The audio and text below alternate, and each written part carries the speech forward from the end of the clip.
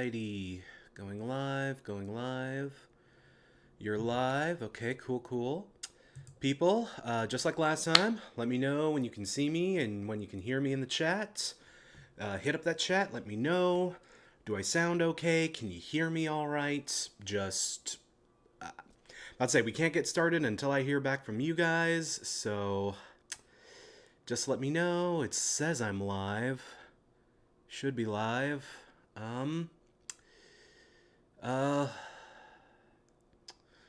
Not feeling okay. Okay, can you guys hear me? Can you see me? Okay, I'm seeing a lot of oh, the chat is really behind. Okay. All right, you can hear me? Okay, you can hear me good. You can see me good. Okay, it looks like the chat is, oh boy, the chat's really behind this time around. Sorry about that, people. I'll try to accommodate as I can, but yeah, forgive me if I'm slow getting back to you guys in the chat. Apparently we got a bit of lag this time around, no big deal. But hey people, how's it going? Thank you very much for tuning in tonight. I appreciate it. I'm feeling better now.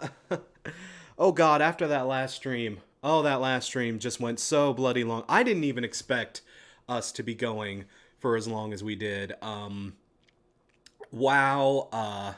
Again, like, sorry about that, but I had a feeling we'd be going long, but I had no idea it would be that long. So again, thanks for of you who tuned in and wanted to, be there for that. That was fun. I mean, regardless of all that, it was fun. Hopefully we're not going to be sticking around too much longer. Well, this stream won't be nearly as long. We're not going to cover the remaining entries. We're going to cover a chunk. I was thinking we could do at minimum 250 to 150. Maybe if we're doing all right on time, we can try 250 to 100. But again, oh, people, I don't have all the time in the world here. And plus, I accidentally am a goof and accidentally scheduled this for the U.S. at the same time as the presidential U.S. debates. Sorry, that was my bad. I didn't even realize it when I scheduled it, but I'm kind of, I don't know, I only have so much time I can devote to this during the week, and I really want to get this wrapped up as soon as we possibly can. Not that it hasn't been a blast, but, I got other things to do, and I'm sure you do too, so. People, on that note, you know the score, you know what we're doing here, hopefully. We're going through Rolling Stone's top 500 albums of all time, just to see what's on the list, just to kind of react to it, and have some lovely goofs. That's all we're doing here. Nothing too crazy, nothing too silly. But thank you all very much for tuning in, and let's go ahead and cut down on the chit-chat. Y'all know what's up. I need to do a bit of clicky here, get my stuff set up. There we go. Awesome. We, as you know, we left off last night on 251, Elton John here, Honky Chateau. Let's go ahead and keep moving on. And at 250, ooh, y'all, yeah. I'm surprised to see this one so high. Like, ooh, that's super cool. I'm all behind this. I am just all behind this. This is a great fucking album, too. Buzzcocks, Single Going Steady, so many good. Such a great, like, late 70s punk record, you know? This was a great, not really a birth of punk record. This was a little late, too late for that, but man, oh, this record just absolutely slaps. I'm all for that. Yeah, I'm totally all for that. Yeah, good placement, good album. Can't really complain, hell yeah. Go to 249. Ooh, Whitney Houston self-titled. You know, that's interesting. That's an interesting choice. I like that. I actually like this record. I really do. I've heard it a few times here and there. Early Whitney is such an interesting thing to behold, you know? I don't know, for a lot of, I don't know, my audience tends to lean pretty young, so a lot of you probably only remember Whitney Houston from her Bobby Brown years and kind of her downfall and everything else. Honestly, it kind of sucks that that's how it happened, but man, her early stuff, you know, when she was innocent, you know, cute Whitney, you know, perfect princess Whitney. No, she's got good stuff in that catalog. Her first album's pretty, especially for her debut, man. That was just, her self-titled is her first album, right? Forgive me if I'm messing that up. I don't know, guys. If anything, these streams have proven just how much of a pleb I am. So apologies if I'm messing that up, but I think this was her first album, and I really enjoy it. Thank you for the super pledge, by the way, Kaylee Riley. Vegetarian buy team for the win. Hell yeah. Actually, I ordered DoorDash for dinner tonight, but it ended up coming kind of late, so forgive me if I sneak bites from dinner every now and again. This is just a little quesadilla. Because I'm the most professional. Thank you very much, Kaylee. Let's head back here. All right. Okay. Whitney Houston. Cool. I'm for it. 248? Okay. American Idiots.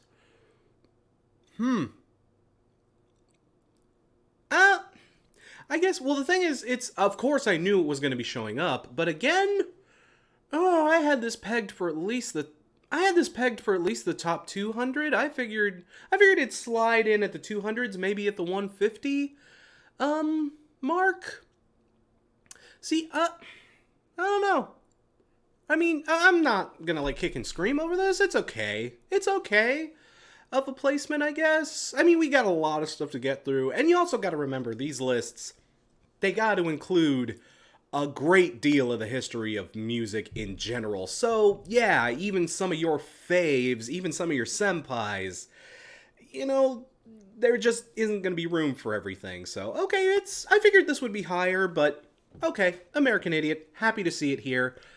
Kind of sad that this is probably the last we'll see of Green Day, though, you know? We already had Dookie last time. That was surprisingly low, and this one's also a little surprisingly low. That makes me a little sad. But okay, no worries. Let's keep going. Sade, Love Deluxe. I am familiar with Sade. I am not familiar with this album, though. So, I really don't know how to respond. People, okay, in order to speed things up, if it's an album or an artist I'm just completely unfamiliar with, I'm just gonna go ahead and just zip right through it. So we're gonna zip through Sade. I'm sure it's nice, but we gotta keep moving on. Sorry, hang on, I need to check something real quick. We still good? Yeah, looks like we're still good.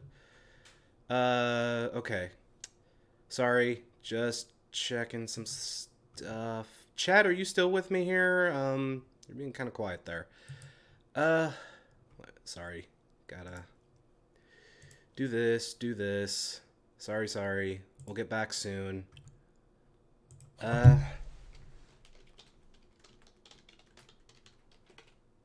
Okay. Alrighty. So, I guess we're alright. I'm not seeing any... Okay. Alrighty, let's keep going. Sorry about that. 246. LL Cool J, Mama Said Knock You Out. Interesting.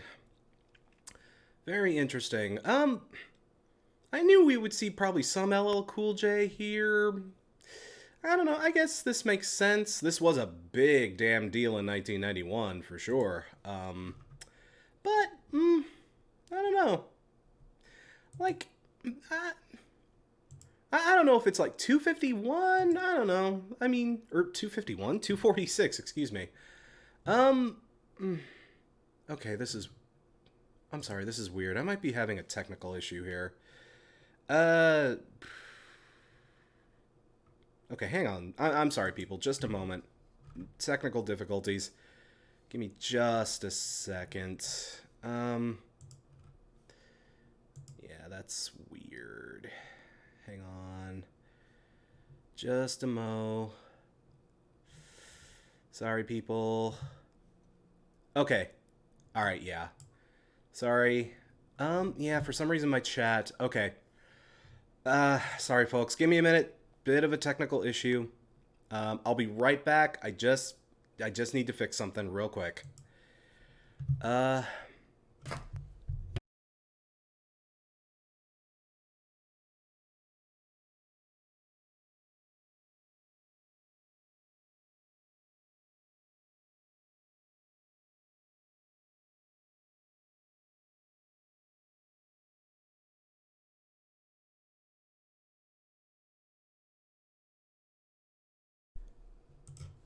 Okay, apologies. I'm just working with something here.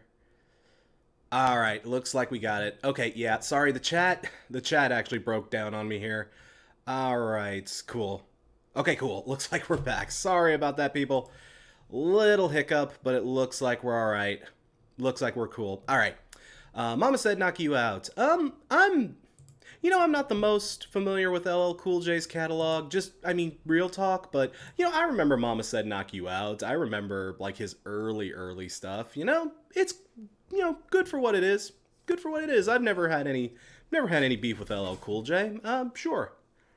I mean, I can dig with that. I don't know if it'd be super high on my list, but okay, cool. Happy to see some really good hip hop representation here. LL Cool J's pretty cool. I dig him. Let's keep going. 245 Cocteau Twins. Ooh, okay. Heaven or Las Vegas? I am not the biggest. Well, I mean, I'm a fan of Cocteau Twins, but I got to admit I'm super duper casual. Like I just spin them here and there. I know a lot of my friends that are into like synthwave and goth. They love Cocteau Twins. They will talk you up and down about Cocteau Twins. And I get it. Cocteau Twins are great, but I just haven't had the time to get too crazy, like crazy into their back catalog and stuff. So yeah, again, one of those picks I totally understand, even if I'm not immediately familiar. Yeah, Cocteau Twins. I can get behind that. Sure. Let's keep going. Yeah, you knew you were gonna see it. Kanye West, 808s. Just I will say, as I take a bite of my quesadilla, this is one of the few handful of Kanye West albums I can tolerate personally. As weird as that probably sounds, because I know this is kind of a divisive one in Kanye's catalog, but I don't know. It's definitely an earnest record. It is definitely a real record. It is like just all the ugliness and heartbreak and genuine, just real raw ass emotion on display here. I mean, you can argue Kanye's always done that, but it's always. But I mean, on this record, it is just. It's not dressed up. It's not flashy. It's just full blown. I'm hurting. And I can at least empathize with him on that respect. It still has so much about Kanye that I don't like, but I don't know. If there is a Kanye album I can actually sit through without being grumpy about it, sure. Sure, I can tolerate this one. And some of his earlier work is okay too. I'm sure we'll be seeing like Late Registration and Graduation and stuff, but I don't know. You guys know I am not a Kanye fan, especially these days. Holy shit, dude. But he's got some decent stuff in his catalog. And you know what? I'm not going to argue. I'm not. That's a fight I'm going to lose, if I try to argue you out of liking Kanye or whatever. I don't know. Kanye is Kanye. He's just something we got to deal with, I guess is a good way to put it. But you know what? 244, I'm surprised not higher, but hey, I'll take it. I'll take it. I'm not, I can live with this. I can live with this pick. That's okay. Go up down to, the Zombies, really? Huh. Wow, there's a golden oldie. Wow.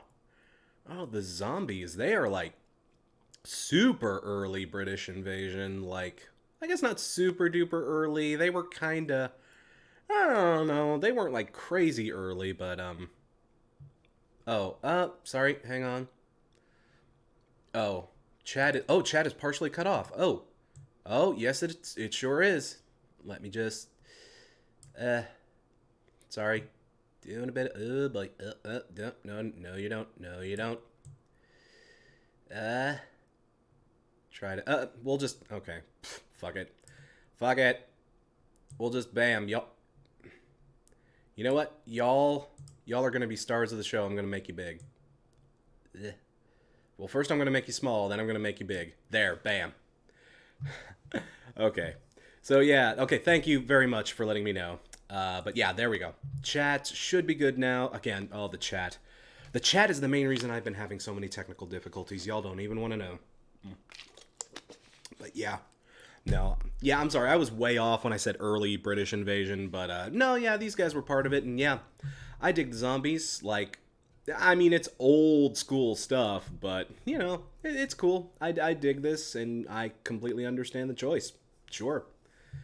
Let's keep going to... Oh, okay. Here we go. Here we go. I knew we would be seeing more from these guys. Velvet Underground, Loaded. You know, another great Velvet Underground record. You know, this is a Velvet Underground record I like, but it's not the one everyone talks about. I'm sure that one's coming up too. You know, I am absolutely 100% positive we will be hearing from that particular record, but this is a good one too. You know, this has lots of cool stuff on it. This is the album with, I think this is the one with Velvet Underground's version of Sweet Jane, which is really, really good. But you know, yeah, I can get behind this. Yeah, this is good. This is a good one. But you know, this is a good one. A lot of people, you know, I've heard some people argue that this is their best. I wouldn't say that, but it's fun. It's a nice, you know, it's one of those albums if you want to get into Velvet Underground but want to hear something that isn't the album everyone talks about, this is a nice one to check out. So, yeah, sure, Loaded. That's cool. Massive Attack. You know? Yeah, because, I figured, I wasn't expecting to see them again, because we've already done Mezzanine. Okay, cool. I actually like Mezzanine a little better, just personally, but I'm kind of surprised. I figured Mezzanine would be a little higher than Blue Lines, but okay. I won't complain about it. I won't argue, but, yeah, no, this is cool. This is cool. I like Blue Lines. This is a very good album. But yeah, I'm surprised. This is a genuinely, not a bad surprise, but you know, it caught me off guard. I will wholeheartedly admit. Yeah, cool. No complaints. I am down to clown with that. So, sorry, I'm doing a bit of clicky here. All right, there we go. All right, cool. Let's keep moving on. Massive Attack, cool. Good to see you again here. Sam Cooke, live at the Harlem Square. See, again, it's weird. It's another live album, which, I don't know, we probably shouldn't be so grumpy about it, because, you know, there's some live albums that do genuinely rock and do genuinely deserve to be on here. It's not worth getting super duper huffy over. It really isn't, but I have to admit I'm not familiar with this one. I am familiar, of course I'm familiar with Sam Cooke, but I've never heard this record, so I don't know what makes it better than any of his other records. Maybe y'all in the chat can tell me, but of course Sam Cooke deserves to be here, but I don't know, random live album. I don't know. Again, he's probably he's another one of those guys I think is from like the single era where it's hard to give him a full-blown album. Yeah, in the chat. Yeah, Sam Cooke doesn't really have albums to include, so you kind of got to bend the rules. And you want Sam Cooke to show up on your list, so okay, I get it. It's not worth, it's not worth stomping over. So, okay, Sam Cooke, live in the Harlem Square. Okay. Boogie Down Productions, Criminal Minded? Oh, wait. Hang on. Criminal Minded. Was this KRS-One's first? Was this KRS-One's group? I think this was KRS-One's group, wasn't it? Okay.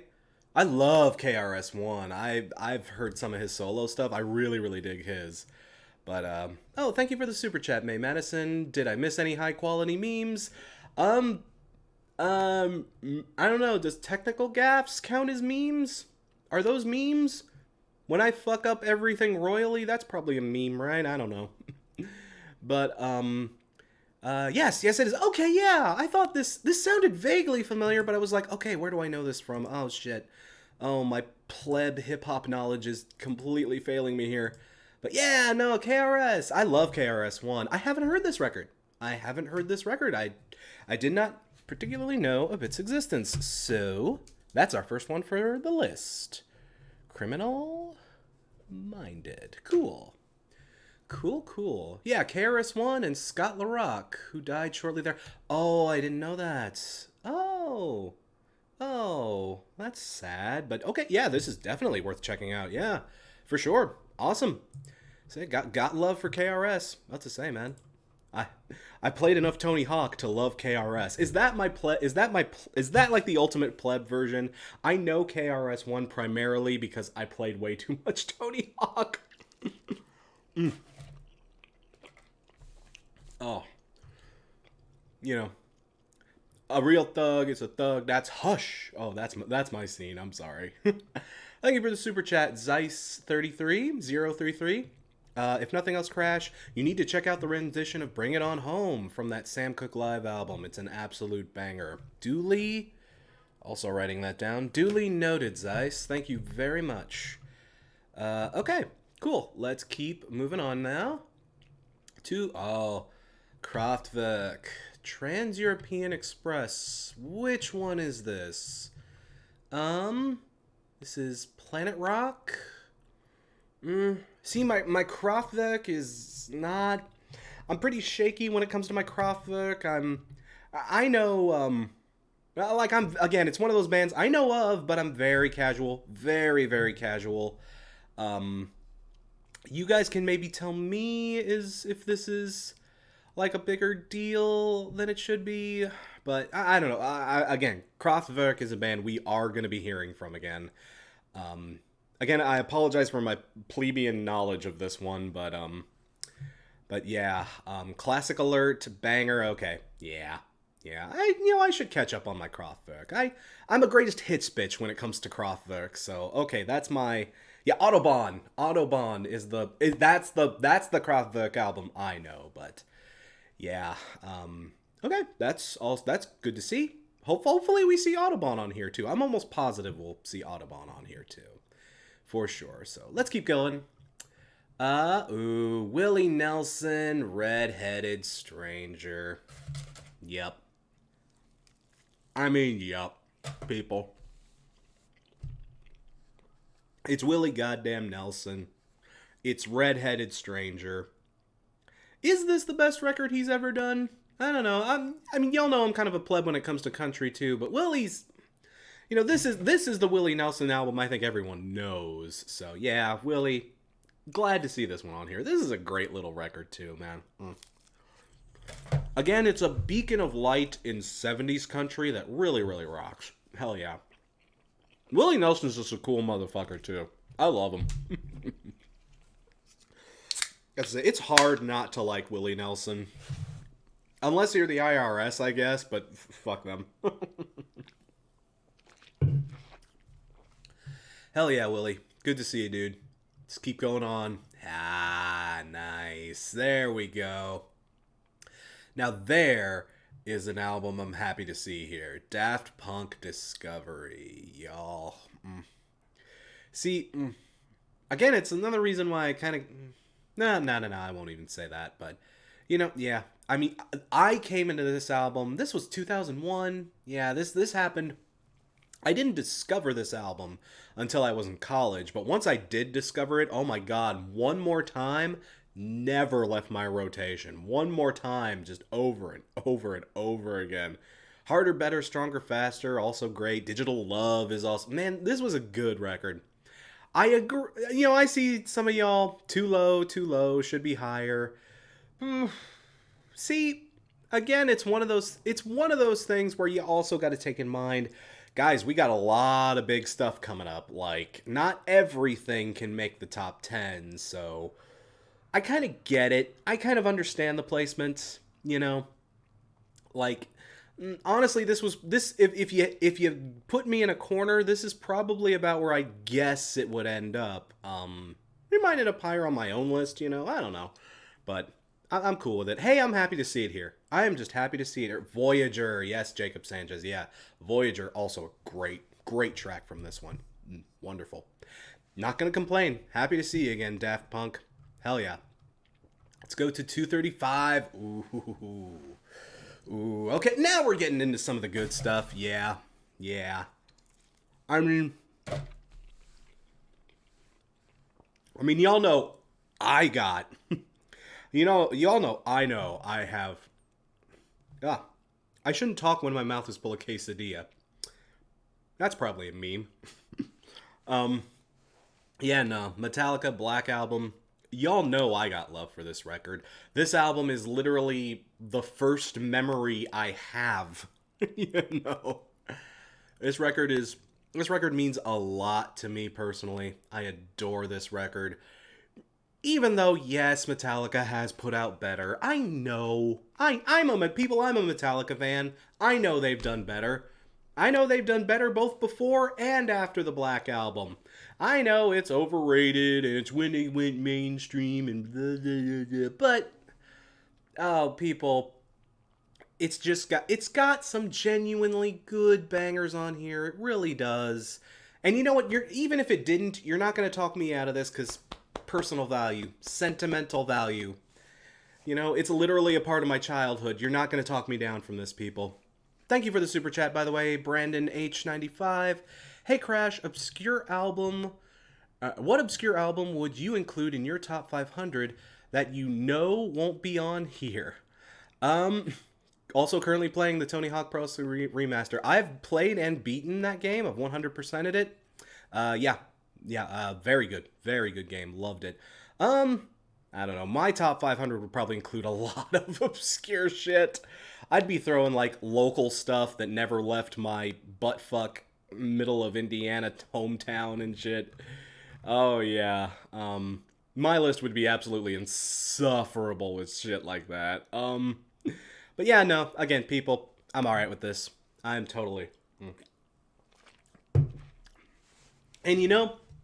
Keeping it, like, this low on the list also keeps, well, it sort of helps stifle the people who, you know, kind of, over this record, you know. But that's every Metallica album. Take it from a Metallica fan. We are impossible to please. Every Metallica album is the worst Metallica album they ever put out, and also the best Metallica album they ever put out. It's just impossible. It is impossible to please. Don't fight that battle because you'll lose, I promise. I like Black Album. I'm happy with it being here. Say, no worries. And at 234, we're sticking with the classic metal, Master of Reality. Yeah, say Sabbath's third, because Volume 4 and Paranoid. Yes, Sabbath's third record. Yeah, people, this one, you know, I love this one. This is kind of the stoner metal-y sort of album. Like, they get, well, I guess Volume 4 is probably more so than this. That's oh no, this is the one with Sweetleaf. Okay, I was like, wait, is Sweetleaf on Volume 4 or Master of Reality? Okay, this is the one with Sweetleaf. Okay, so this is kind of the stoner metal-y kind of thing. This is where they started really just getting kind of, you know, they kind of started getting psychedelic in places. They started getting doomy in places. It's cool. Yeah, I love Children of the Grave, Sweetleaf, Into the Void. Yeah, people, this is a great one. This is an absolutely great one. And, yeah, and again, Black Sabbath, we will definitely be seeing them again. At least one more time. I should think we'll see them one more time. Probably one more time. I haven't seen any Dio era Sabbath on this list, which is a little surprising. We might see them one or two more times. No, it depends. I am interested to see where we go from there. So, okay, 234. I can deal. 233. Tori Amos, Little Earthquakes. Oh dear. Which one is this? 1992. Oh man, I forget which one this is. I do know Tori Amos. I am definitely familiar with her work, but like, shit, this is a little gap. Ugh. Apologies, Apologies, I'm not as familiar with this. I feel like I should know this. What's on this album? Ugh. Okay, apologies, people. Let me know. Apologies, people. I'm more than happy to hear you. Oh, it's her first one. Okay, it's her first record. Okay, so maybe that's why. Maybe that's why I'm more familiar with some of her stuff in like the late '90s. You know, kind of the like 2000s ish was when I kind of jumped on the Tori Amos a little late. So okay, cool. Crucify. Oh, this is the one with Crucify. Okay, all right, yeah. I remember this. Okay. You know what? Write it down because I can't remember if I've heard this one or not. Little Earthquakes. Okay, cool. Tori Amos. Hopefully this isn't the first. Hopefully this isn't the last time we see her on this list. Tori Amos is great. I love seeing her on here. So, okay, and what do we got next? John Coltrane. Giant Steps. Very nice. See, I'm surprised this isn't like a greatest hits list, you know, or a live album or something. Because again, John Coltrane is another one of those artists. He's before the album era of music. He's not like that. Yeah, it would be hard to find an album for him. But yeah, no, I get this. They actually found an album and put it on here. That's cool. Mr. PC, Cousin Mary, I think I've heard that. And Spiral, yeah. Dude, Coltrane. Just absolute hell yeah. Can't go wrong. Proper jazz. Say proper jazz. Mean as fucking hell saxophonist. Just fuck yeah. No complaints about seeing Coltrane on here. Never. 231. Oh, yeah. That's what I'm talking about. Hell yes. Tom Petty and the goddamn Heartbreakers. And I love this record too. This is such a damn good record, people. Damn the Torpedoes. So many great vibes. Like, this was one of the last records that, not technically, but this is one of the last 70s records that feels like a 70s record, you know. Even Tom Petty, after this album, started to go more 80s. The 80s kind of started blossoming into itself, not very long after this. But man, yeah, Tom Petty and the Heartbreaker, or Damn the Torpedoes, this was one of the last 70s records that just didn't have a trace of the 80s on it. Not really. It was just so fucking... It was the end of... It kind of marked the end of an era, and I love it. Such a great record. Yeah, if this were my list, it'd be higher too. I wholeheartedly agree. Rest in peace, Tom. You were a legend. You made so much good music, and Damn the Torpedoes is definitely one of them, man. I love Tom Petty. I miss Tom Petty. Oh, I'm probably going to listen to some Tom Petty after this is all done. Like, I just love Tom Petty so much. He's so good. Oh, 230, Rihanna Auntie. Oh, of course I know Rihanna. But 2016? What was on this? I have to be showing my pleb here. I haven't, followed Rihanna since... It's been a hot minute since I've really followed her. God, I feel so stupid. What is on this record? I know I've heard this record. Shit. I'm seeing a lot of Hell No's. Yeah, I don't know. 230 for this. God, I hate that I can't even... Oh, Work! This one. Oh, I remember. Yeah, this is not my favorite Rihanna record. It's really not. I remember this now. I remember this. Yeah. Oh, again, Rihanna is probably one of those artists we will see higher up on the list, at least a few times here and there, but no. Yeah, no, I wouldn't. I don't know, you got better Rihanna you can choose from, in my opinion, you know? If you gotta throw it on here, I mean, throw it on a low spot, but like, ooh, really? Again, Love on the Brain, I remember that one too, yeah. Man, no thanks. I don't know, I mean, about it however you want to feel, but I would disagree. Again, there's so much better Rihanna you could have put here, you know? I don't know. Let's keep going. Let's keep moving. Okay. Patsy Cline. Again, excuse me, sorry. I should not eat and talk at the same time. Holy shit. Patsy Cline. Again, is a greatest hits, but people, Patsy Cline is super duper old school country. Like, she is very old school country. I'm almost positive she is. She came before the album era, and she is very, very important to country music. So you gotta have some representation. But what do you do when they don't have, an absolute, when they don't have an album to throw on here? You gotta work with what you got. So yeah, completely understand the Patsy Cline getting some representation with this record, but I mean, yeah, I saw that in the chat. Yeah, actually, Nash uses "Crazy" for his theme song. Yeah, so if you know Patsy Cline if my audience knows Patsy Cline from absolutely anywhere, thank your good friend Nash over on Radio Dead Air and What the Fuck Is Wrong With You. Great show. I love What the Fuck Is Wrong With You. I try to tune into that every week when I can. Wonderful. Well, thank you for the super chat. Koihime Nakamura. Forgive me if I'm mispronouncing that. Koihime Nakamura.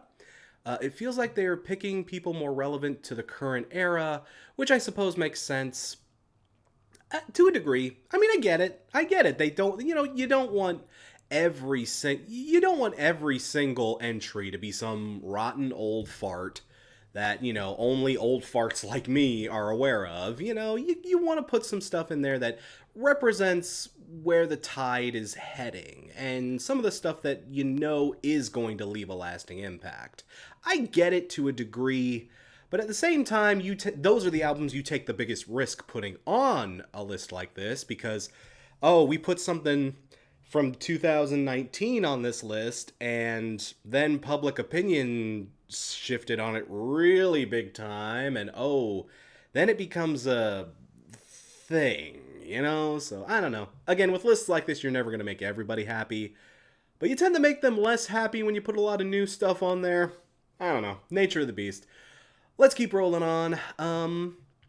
228, De La Soul. De La Soul is dead. Yeah. That's to say, I love De La Soul. I'm totally all about De La Soul. One of my favorite hip-hop groups, honestly. This is a good record, too. My brother's a bass head. That's a good kind of goofy song. Goofy well, not goofy, but I think I'm thinking of a different one. But, yeah. Roller Skating Jam named Saturdays. Okay. I was like, okay, I'm thinking of something different there. Yeah, My Brother's a Basshead is not a goofy song. Crash, hello. But no, De La Soul, that's to say, this is a good record. De La Soul have a lot of great records. They just kept making good stuff all the way into, I want to say, the late 90s, early 2000s. I don't know, I kind of fell off with De La Soul after a little while, but yeah, man, De La Soul... Always happy to see them on here. Hopefully this won't be the last time we see them on here. But yeah, man, I can totally get behind that.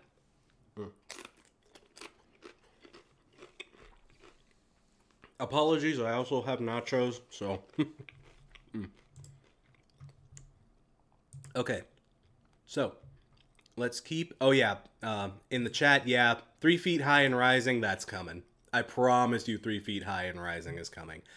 No idea when, but yeah, 3 Feet High and Rising, that's gonna happen.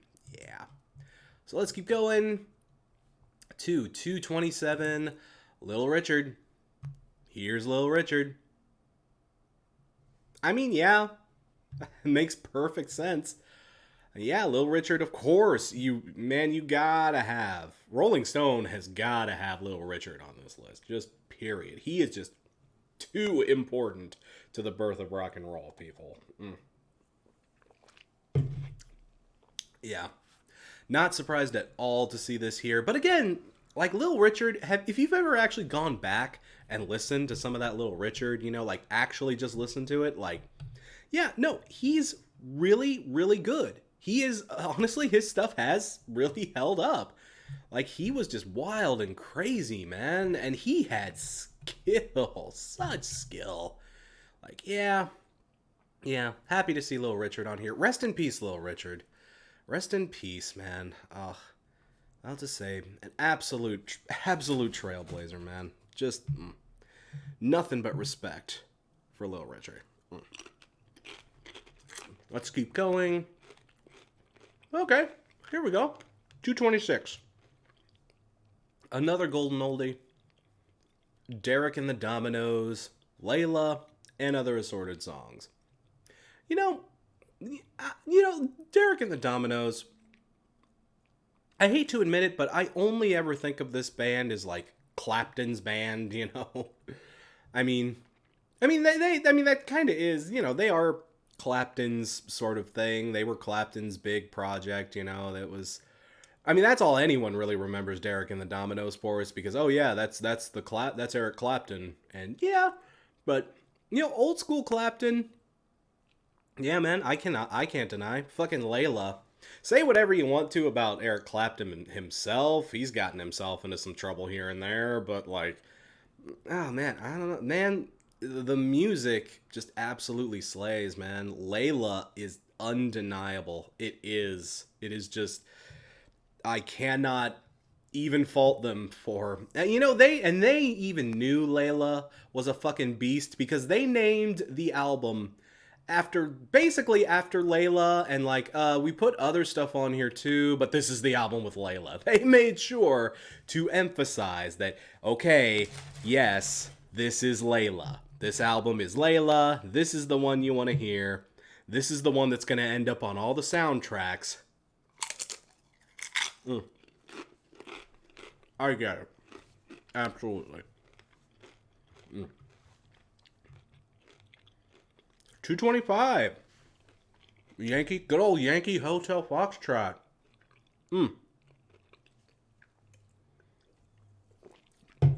I have never been into Wilco. Is that the breaking point? Is that where y'all abandon ship with me here? Is that my ultimate pleb moment? I'm sorry. I've never really been into Wilco. I've tried to get into them. I've listened to this album several times. It's okay, I guess. It's alright. It doesn't do much for me personally, though. It's not one of those albums where it's like, this shouldn't be a big deal. What's so big about it? It's not like that. I get it. But it's an album I respect. It's an album I deeply, deeply respect more than I actually enjoy, you can respect an album without actually enjoying it. You can, and that's totally okay, Sometimes something just doesn't click. No matter how much it should click, no matter how much people tell you it needs to click, sometimes it just doesn't click.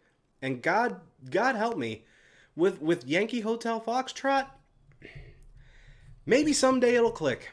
I'm not counting it out. I still give this album a spin at least once or twice a year just to see if it ever does click. But I don't know. If it ever clicks, I'll be sure to let y'all know. I'm sure I will. And you know what? I don't fault y'all who love it. I am happy you guys are happy. I'm happy you love this thing.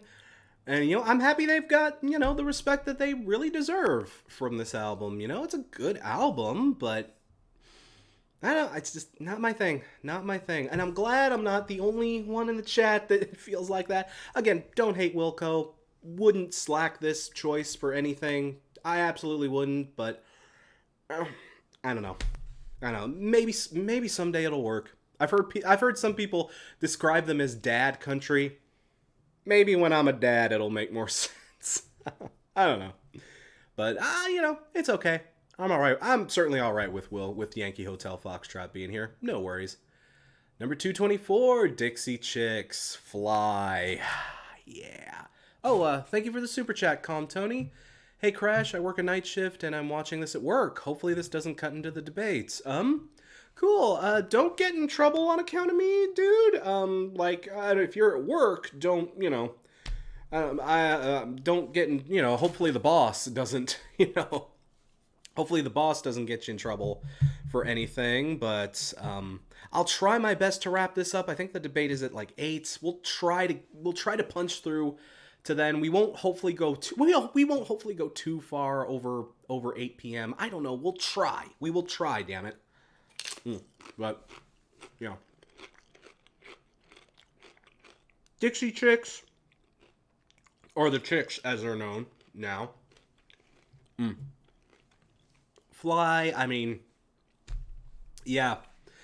I was a freshman in high school in 1999, in the middle of Podunk, middle of nowhere, Indiana. Yeah, you better believe I heard some Dixie Chicks. This was pre 9/11 Dixie Chicks too, so yeah, I heard them all the damn time. So, yeah, the Dixie Chicks, or the Chicks as they are now known. Again, that was a cool move on their part. I respect that. Thank you very much, ladies. But, the Chicks, Fly. Yeah, and this album has some good stuff, too. I'm not the biggest Dixie Chicks fan in the world or anything, but, yeah, I'm certainly not against them being here. This is a nice record, and, yeah, I wholeheartedly support this. Yeah, sure. I mean, again, if you're gonna put a Chicks record on here, it should probably be this one. Say. It should definitely probably be this one. Let's keep going. Ooh, okay. 223, John Lennon, Imagine? Really? See, I figured this one would be higher. I really did.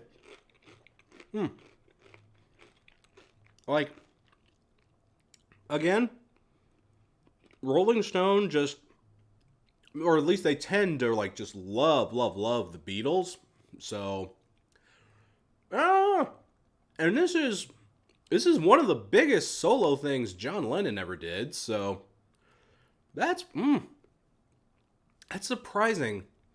I'm not the biggest John Lennon fan. I'm not even the biggest fan of this album in particular.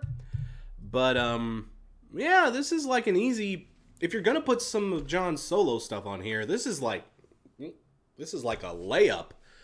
I'm kind of surprised it's shifted, but I don't know. Opinion towards John Lennon has also kind of shifted in years recently, as I'm already seeing in the chat. Yeah, people, I have mixed feelings on John Lennon too. It's, it is what it is. But, I don't know, I'm a George guy, so, I don't know, we already saw All Things Must Pass, so we're probably not going to be seeing too much of my fave on this list, but, okay, again, that was kind of a curveball, I didn't see that coming. Thank you for the super chat, Jeremy Leal, I'm assuming that's Leal. Thank you very much. I sincerely hope that one of the Cults albums show up. I'm guessing either Love or Electric, maybe Sonic Temple, maybe.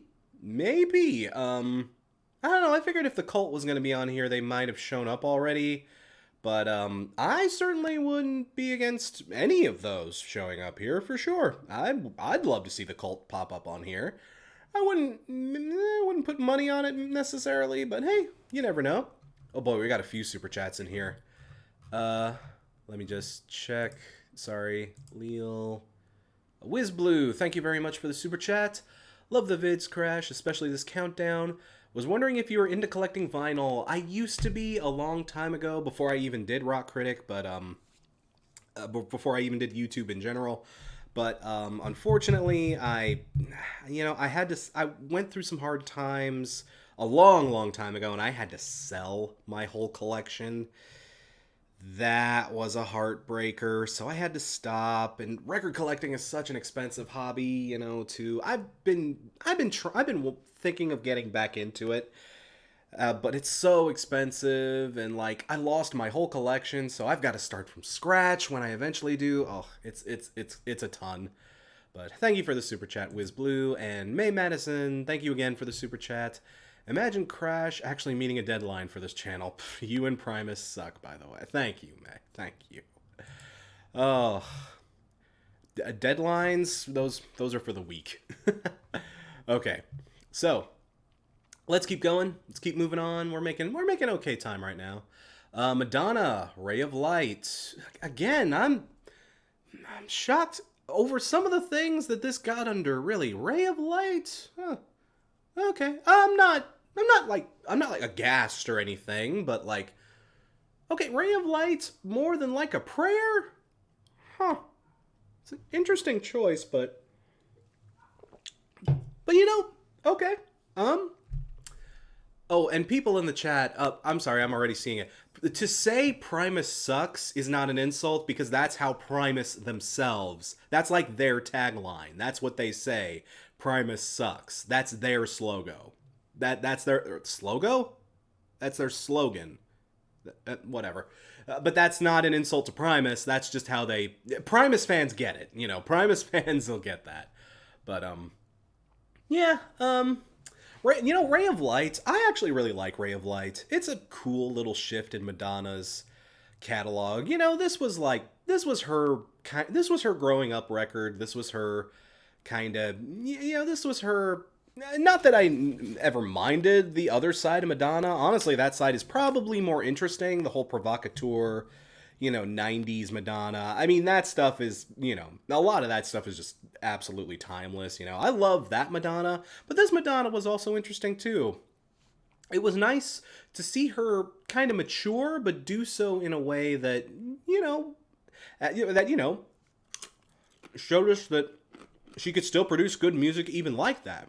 It showed us that Madonna had more than just shock value. A lot of it was shock value, and even this album isn't without some of its shock values here and there, but like, I don't know, it doesn't rely on the cheapest trick. You know, it shows Madonna doing something so much more than I think a lot of people gave her credit for, and you know what? That's worth a lot of respect, so hell yeah.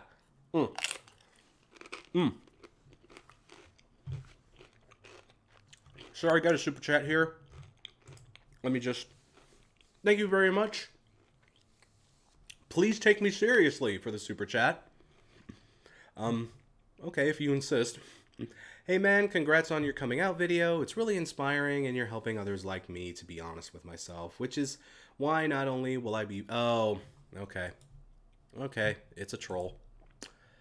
It's a troll. Sorry, people. Let me just... Bam. It's a troll. Troll. Sorry, people. I hate even giving them attention. Honestly, I hate that you can't refund super chats, or else I totally would. Keep your fucking money, dipshit. Alright. So, let's keep going. Yeah, 10 bucks. 10 bucks, and I am donating that 10 bucks to Biden's campaign. So, yeah. Fuck you. I'm gonna write that down so I make sure. There. You know, I don't even... You know, the thing is, I don't even like Biden that much. Like, I really don't. But, yeah, you know what? There. That's what your stupid little troll got you. Hope it feels good. Let's keep moving on. Ooh, okay, yeah. You know what? Very good. Very good. Especially after that shit. That's what we need, people. Hell yeah. Rage Against the Machine, self-titled. Yeah. About to say. Hard to argue this one, you know? Obviously on my list it'd be higher. I feel like a lot of our lists this would probably be way higher. I get it. I totally get it. I do. But Yeah, yeah. Again, Rolling Stone, gonna Rolling Stone.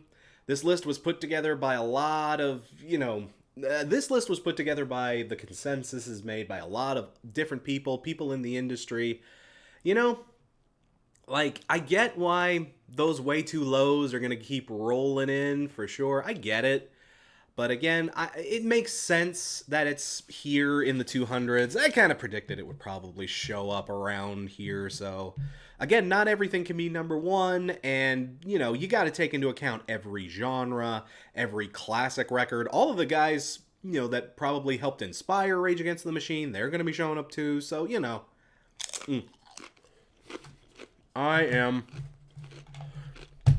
just pleased as a peach that they have shown up. Hell yeah. Rage Against the Machine coming in clutch, boys. I love this record too. This might be my favorite record of theirs. I think this is my favorite one. I don't know, I'm that weirdo that's got a lot of love for Evil Empire, but yeah. Say Matthew Thompson, rap rock royalty. For sure. Let's move on.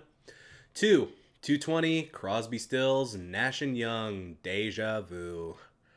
I'm a little rusty on my old folky kind of stuff. So what is this? Teach Your Children. Okay, I've heard that one. Carry On. Almost Cut My Hair. I don't know about that one. I've heard of this record. I've heard of it.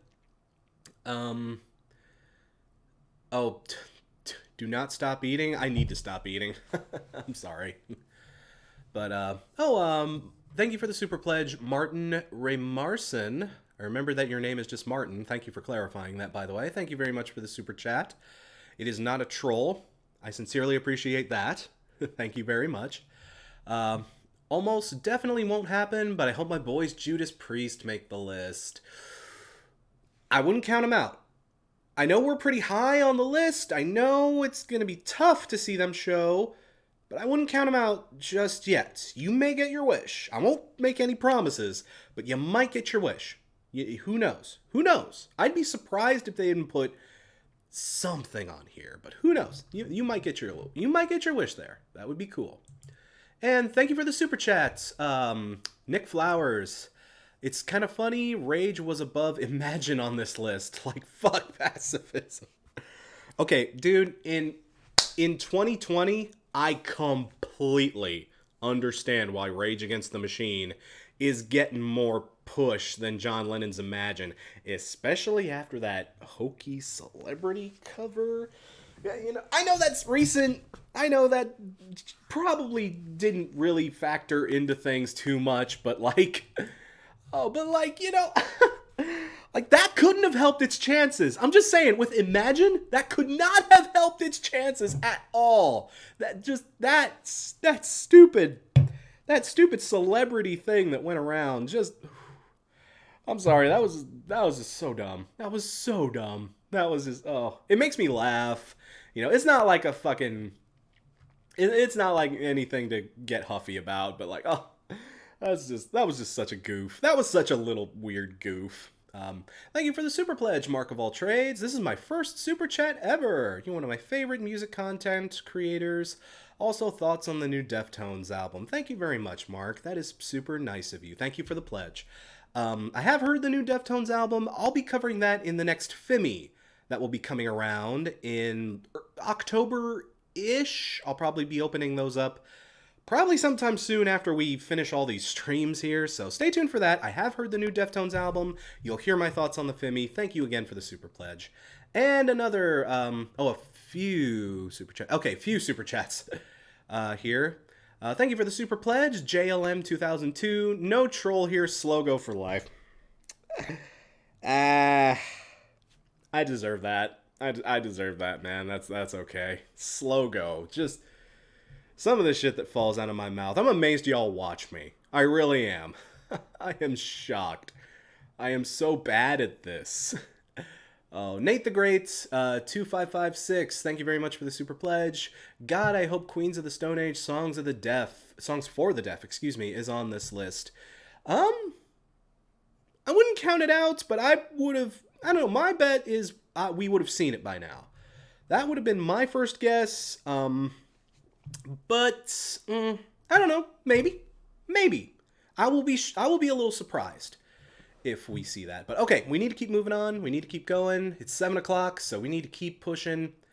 219, Raekwon, only built for Cuban links. Oh, again, Wu-Tang solo stuff, I am not the most knowledgeable on. Knowledge God. What else? Again, I'm sorry, I'm just going to go ahead and move on. I haven't heard this one, so we need to keep pushing. Let me know what y'all think in the chat of this one. I don't know whether or not it's a pick, but let's keep, we got to keep pushing. We got to keep going to, ooh, okay, here we go. Here's one I know.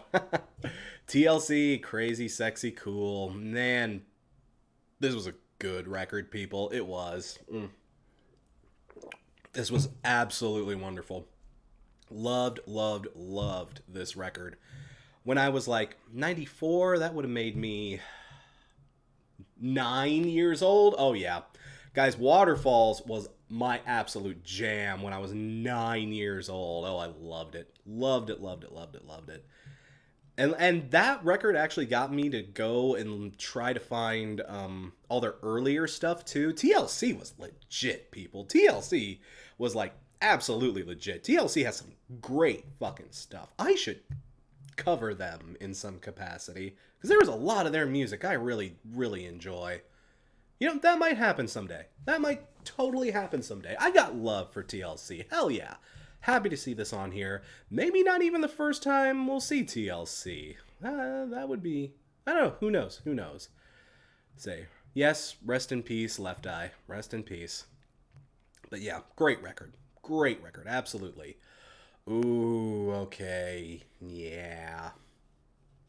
Oasis, definitely maybe. Just, yeah. Hard to deny this one. Hard to deny it at all, people. Fucking Live Forever, fucking Rock and Roll Star, fucking... See, the thing is with this record, though, I think I'm gonna be seeing a lot of people saying, oh, too low. But here's the thing you gotta keep in mind. Oasis, okay, Rolling Stone is obviously an American outlet. But yeah, here's the thing. Definitely maybe wasn't the big damn deal record here in the States. It was in Britain, but not so much, and Europe and other territories even, but no, definitely maybe isn't the one that made them a big deal. That record got some buzz over here.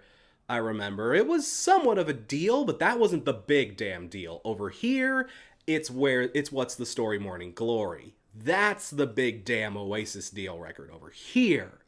So Brits, my UK viewers, my music snob people, I need you to just kind of understand that is definitely going to influence where the two big Oasis albums fall on this list. I can almost promise you we are going to see What's the Story, Morning Glory probably come up later than this, and you are welcome to feel however you feel about that. That's okay. But yeah. But, you know, no, I'm happy to see this here. Yeah, definitely maybe is a fucking bomb of a record. Well, I mean, bomb in the good sense. I know bomb... I don't mean bomb in like a bad bomb. I mean bomb in like a good bomb. I should stop talking. But yeah, no, Oasis, happy to see it here. Happy to see it. Absolutely. Let's go to 216. Elliott Smith, Either Or. Excuse me. Again, I am aware of Elliott Smith. I am very aware of Elliott Smith, but I haven't actually heard a ton of his stuff. Oh, I know. That's bad. That's bad for a music geek. That's bad. I should know better, but I've heard bits and pieces of Elliott Smith here and there. I like what I've heard, but I've never taken the deep dive with Elliott Smith. Oh God, is Bomb another meme now? Bomb is becoming a meme in the chat now too. Oh God. Oh, what? I'm sorry. I'm not as familiar with Elliott Smith's work. Write this one down? Sure. Elliott Smith. I've been meaning to try to get into him for years now. I've been meaning to. I've heard of him from so many people I know. I've just never, ever gotten around to it. Bam. Elliott Smith. There you go. Okay, so cool. He is on my list. I don't see a lot of objection to him being here, so yeah. Sad Boys Rise. Okay. Yeah, that's what else I know about a lot of his stuff. He's one of those really depressed kind of singer-songwriters, so yeah. I will look him up. I will look that up. 215, Grateful Dead, American Beauty. Okay. Yeah. I mean, I get it. You know, I'm not a big Dead fan, but even I know American Beauty really pretty slaps. It pretty much does. This is the one with Broke Down Palace. This is the one with Truckin'. This is the one with Box of Rain. Yeah, I've heard Box of Rain. I've heard a lot of these songs. Yeah, this is a nice, safe Grateful Dead pick. I had a feeling we would probably be seeing this record. I get it. I'm not a Deadhead by any means, but I get it. And it's a good record too. I've heard this. I've sat down with this one once or twice. I'm sorry. Dylan Cole, I did not catch that. Hang on. For some reason it didn't give me a notification, Dylan Cole. Let me see if I can, scroll back up. Oh, it's probably lost. Dylan Cole, I'm sorry, dude. It usually gives me a notification. It didn't give me one. I'm sorry. I gave a £1.99 to the super chat and you didn't read it out. I'm sorry. Is it possible you could give it to Biden's campaign? Sure. I'll have to do the conversion on that. I'm not sure what that is in dollars. I think it's like $2.50, maybe almost $3 in American, but okay, sure. I will toss that in as well, Dylan, for sure. Sorry, I didn't see your chat. I'm sorry. Again, that's YouTube failing me there. But I'm sorry. Thank you very much for the super pledge. I appreciate it. I'm glad I caught your @ there. Thank you. Sorry about that, man. Oh. But okay. Let's move on. Say Grateful Dead, American Beauty. Very nice. Okay, yeah. Always. Love it.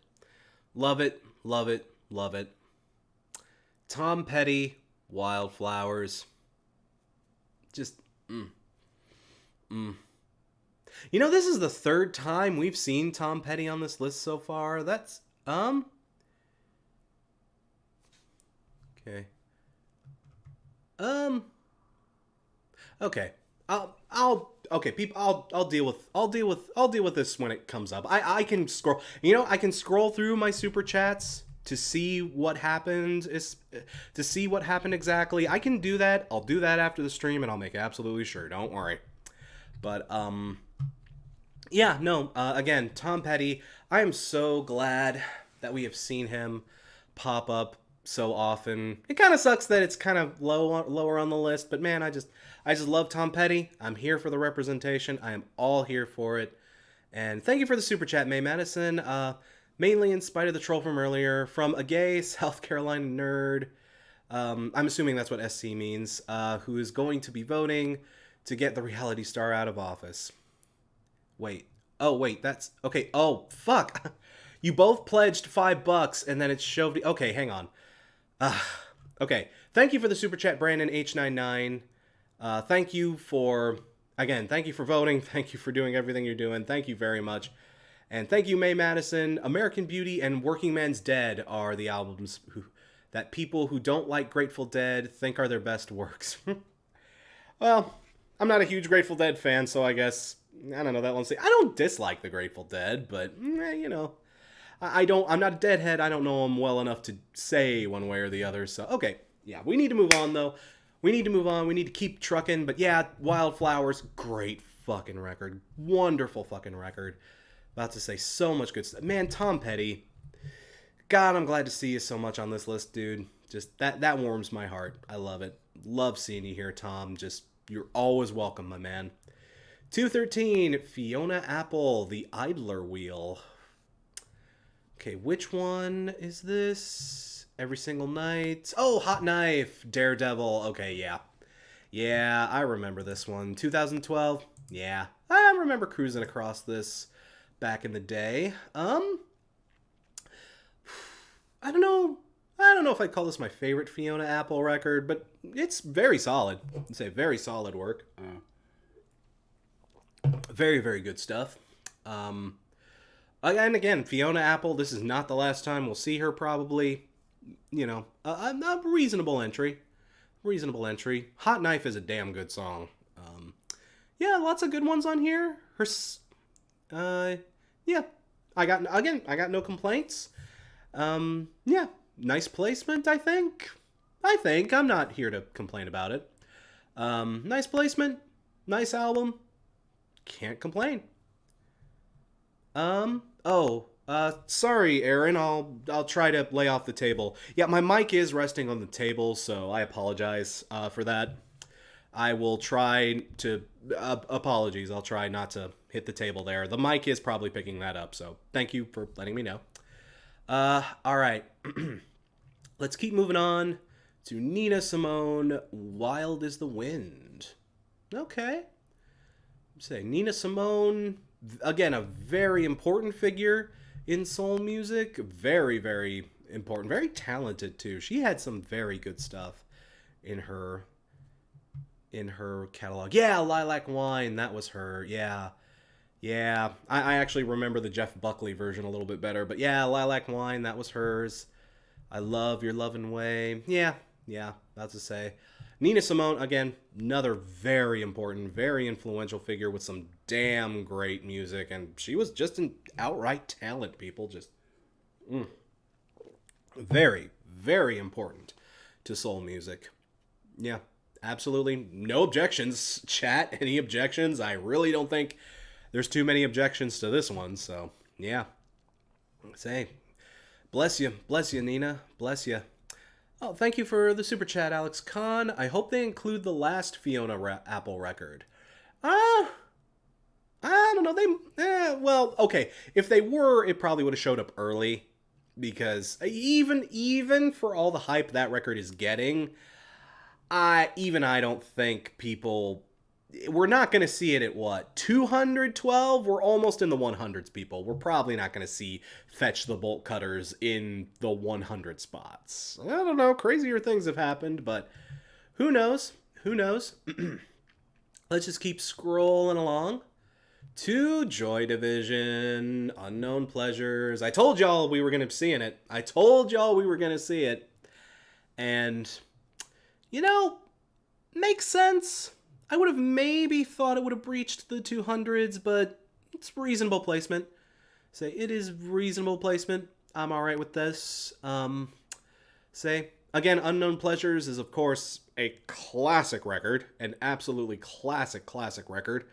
I have to say, Joy Division, God, they were just such an interesting little thing. They were so interesting and dark and just spooky and depressing, but in like the best, chillest possible way.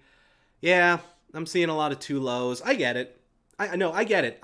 I feel for you. I feel like, oh, this should be at least like 200. Come on, this should be at least 200. I feel like most people would probably put this in their 150 or their 100, but like, okay, I'm not going to stomp about it. I mean, you guys can if you want to. I get it, but it's just absolutely gorgeous post-punk. Absolutely gorgeous post-punk. Yeah, Darth Mustaine, I don't know if this is a hot take, but I actually like New Order better too.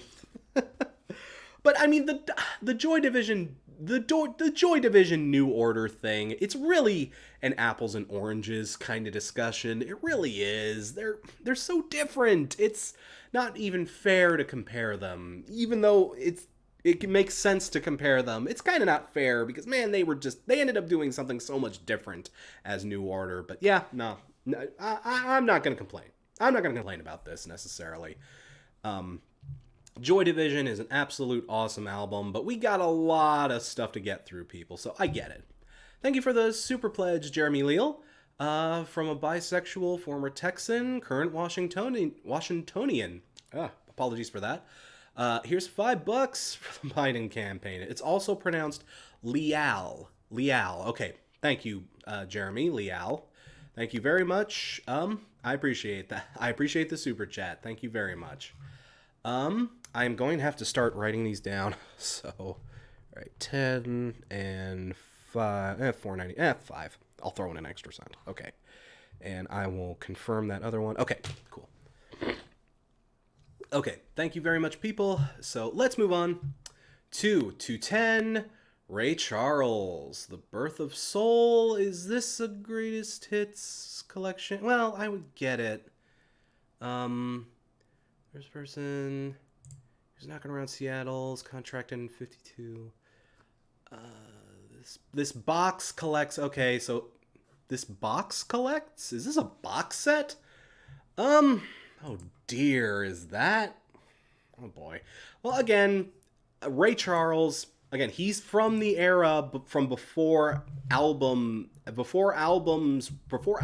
were really a thing.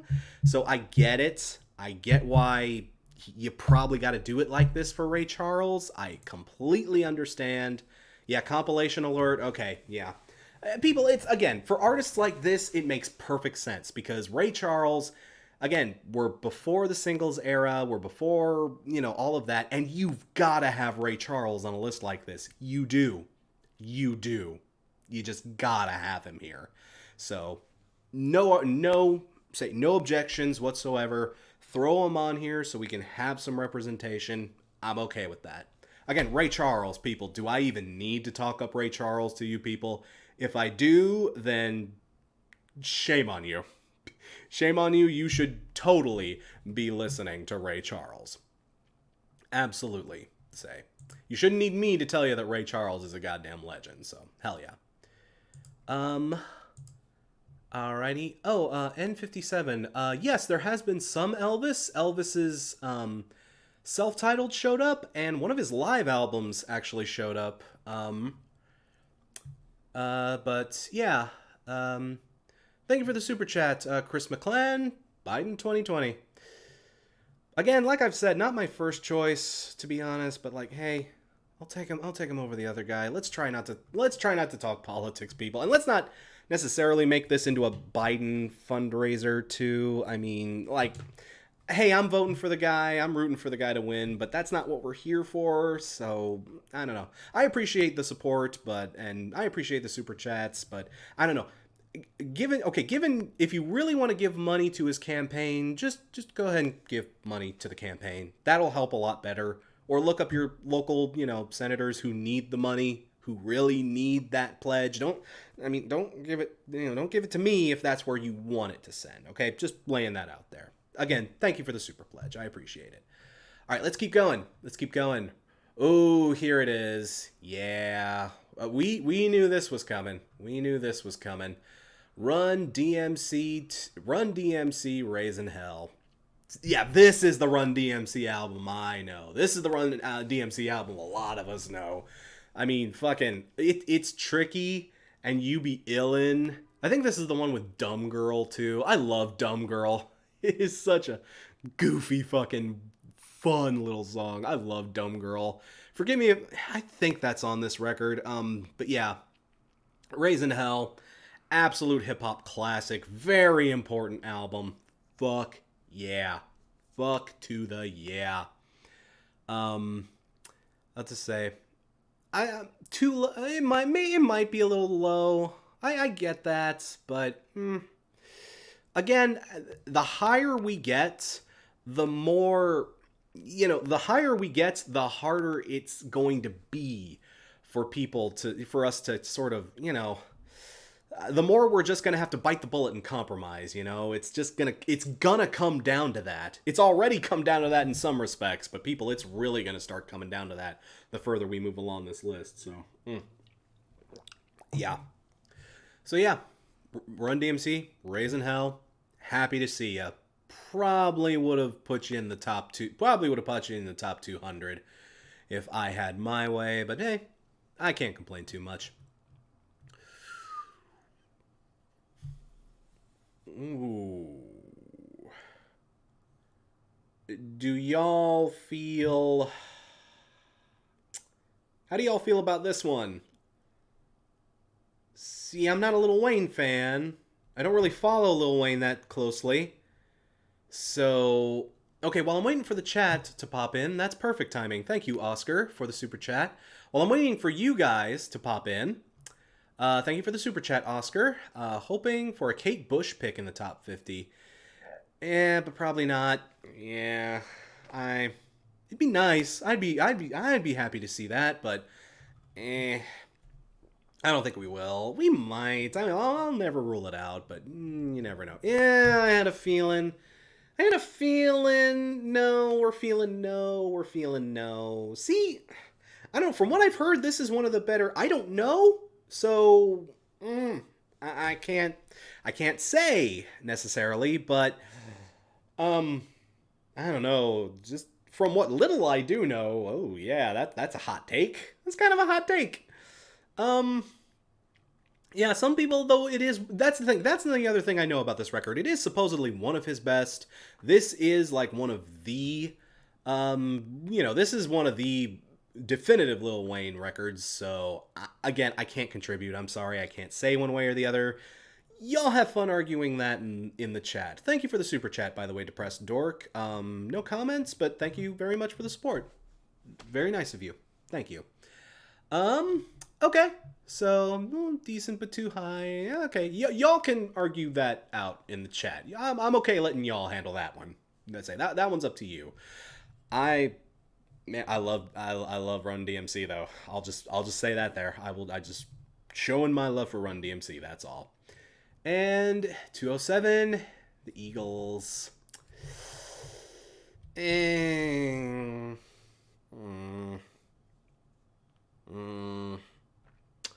See, I don't like the Eagles.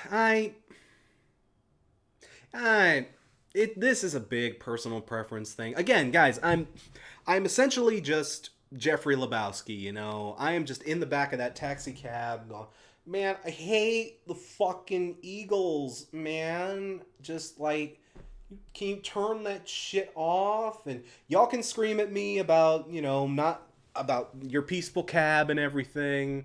But I just don't like the Eagles. I'm sorry, I don't. This has some okay tracks on it, though. I get it. Take It Easy. Okay, fine. Nightingale. Oh, all right. But the Eagles are just really not my cup of tea. I'm sorry. No hate intended. If they're yours, hey, you do you, boo. I know a lot of people love the Eagles, but man, they just do nothing for me. Like I say, I'm the Big Lebowski. I'm in the back of that taxi cab. I just got a fucking coffee mug thrown at my head by a psycho sheriff after getting tossed out of a porn kingpin's sex dungeon. And I'm just like, man, can you turn off fucking Eagles? I hate the fucking Eagles, man. My Big Lebowski's terrible. Sorry. We got a couple super chats in there. Thank you very much. Jigen Sylvain? Apologies if I'm mispronouncing that. Been a follower for a couple of years now. Keep on keeping on in your YouTube venture. Thank you very much, Jigen. Hygen. Again, apologies if I'm butchering that. And thank you for the super chat, Graham Christensen. Say what you will about the Carter 3. At least it's not funeral. Whoa. Okay.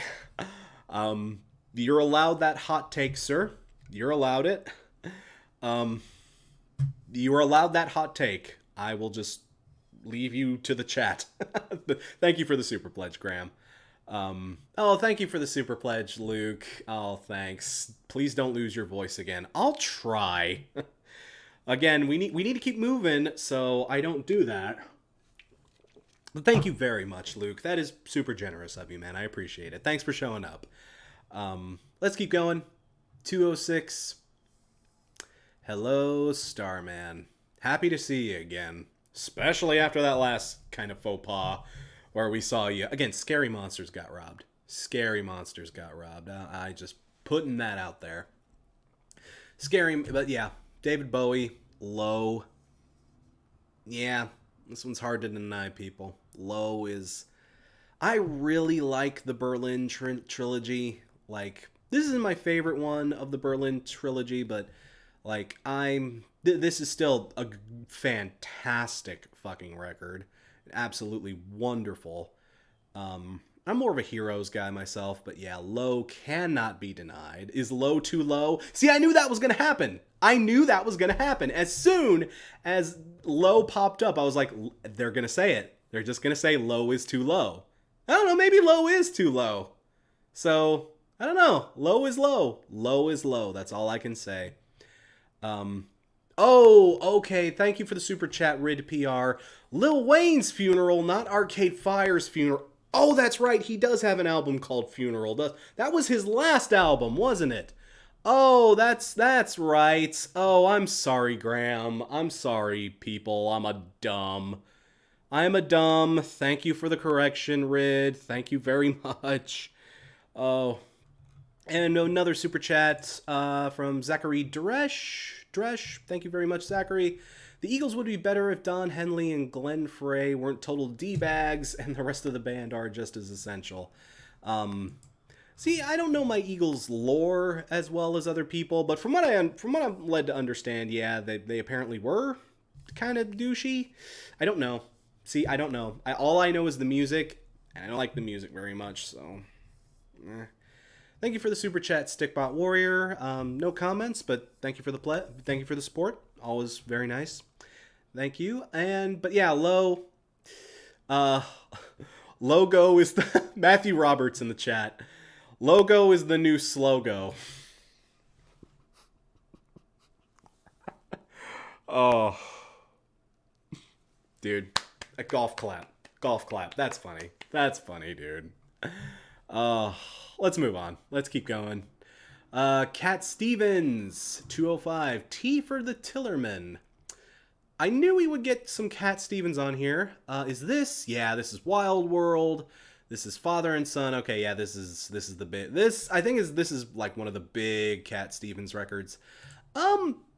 See, here's the thing. I know Cat Stevens.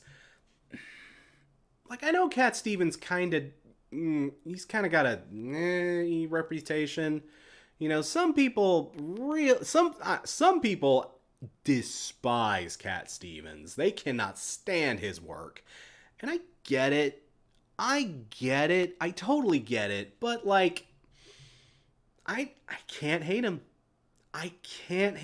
Probably because I am a sucker for that kind of coffee shop, that kind of smooth, that sort of very, just that very soft and pillowy. I'm a big, like, James Taylor fan, too. I love James Taylor. I kind of stand against Todd and the Shadows here in this respect. I like some of the white guys with acoustic guitars. I do.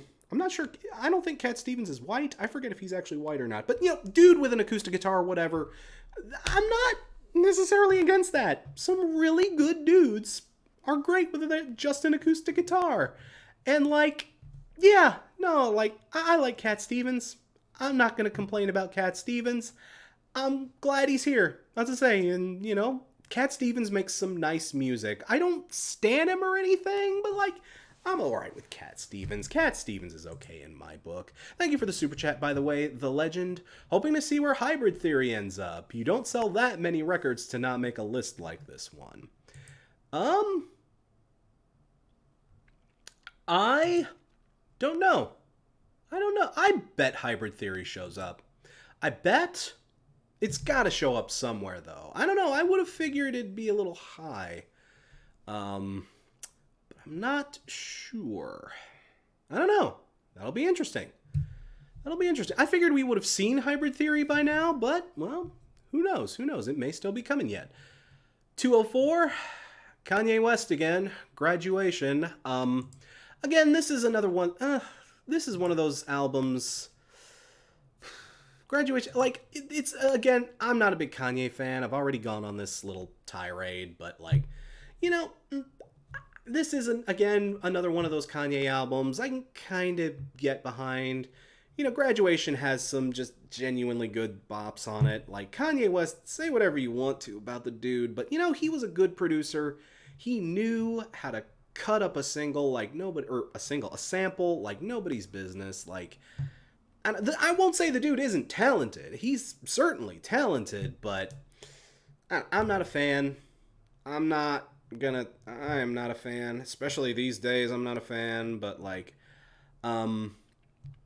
okay.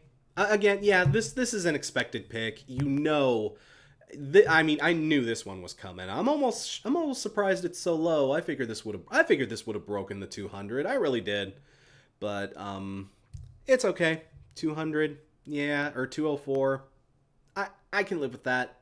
I can live with that. Not a big Kanye fan, but hey, I don't know. Even this album is another one that's hard to deny. It is.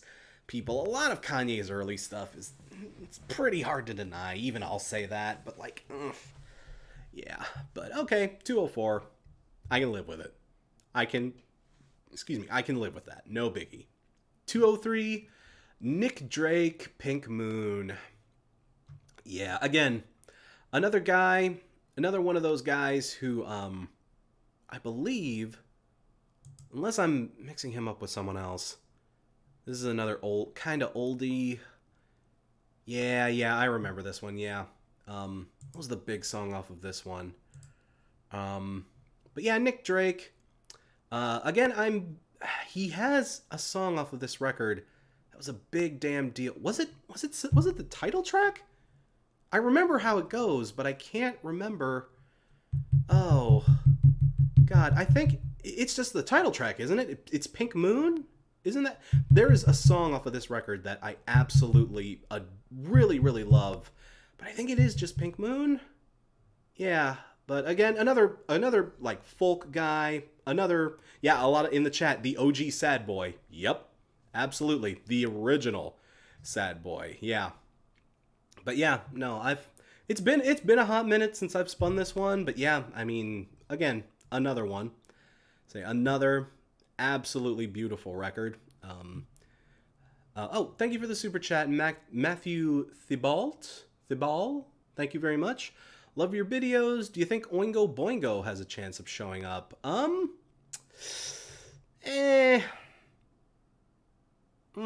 figured we would have seen them by now.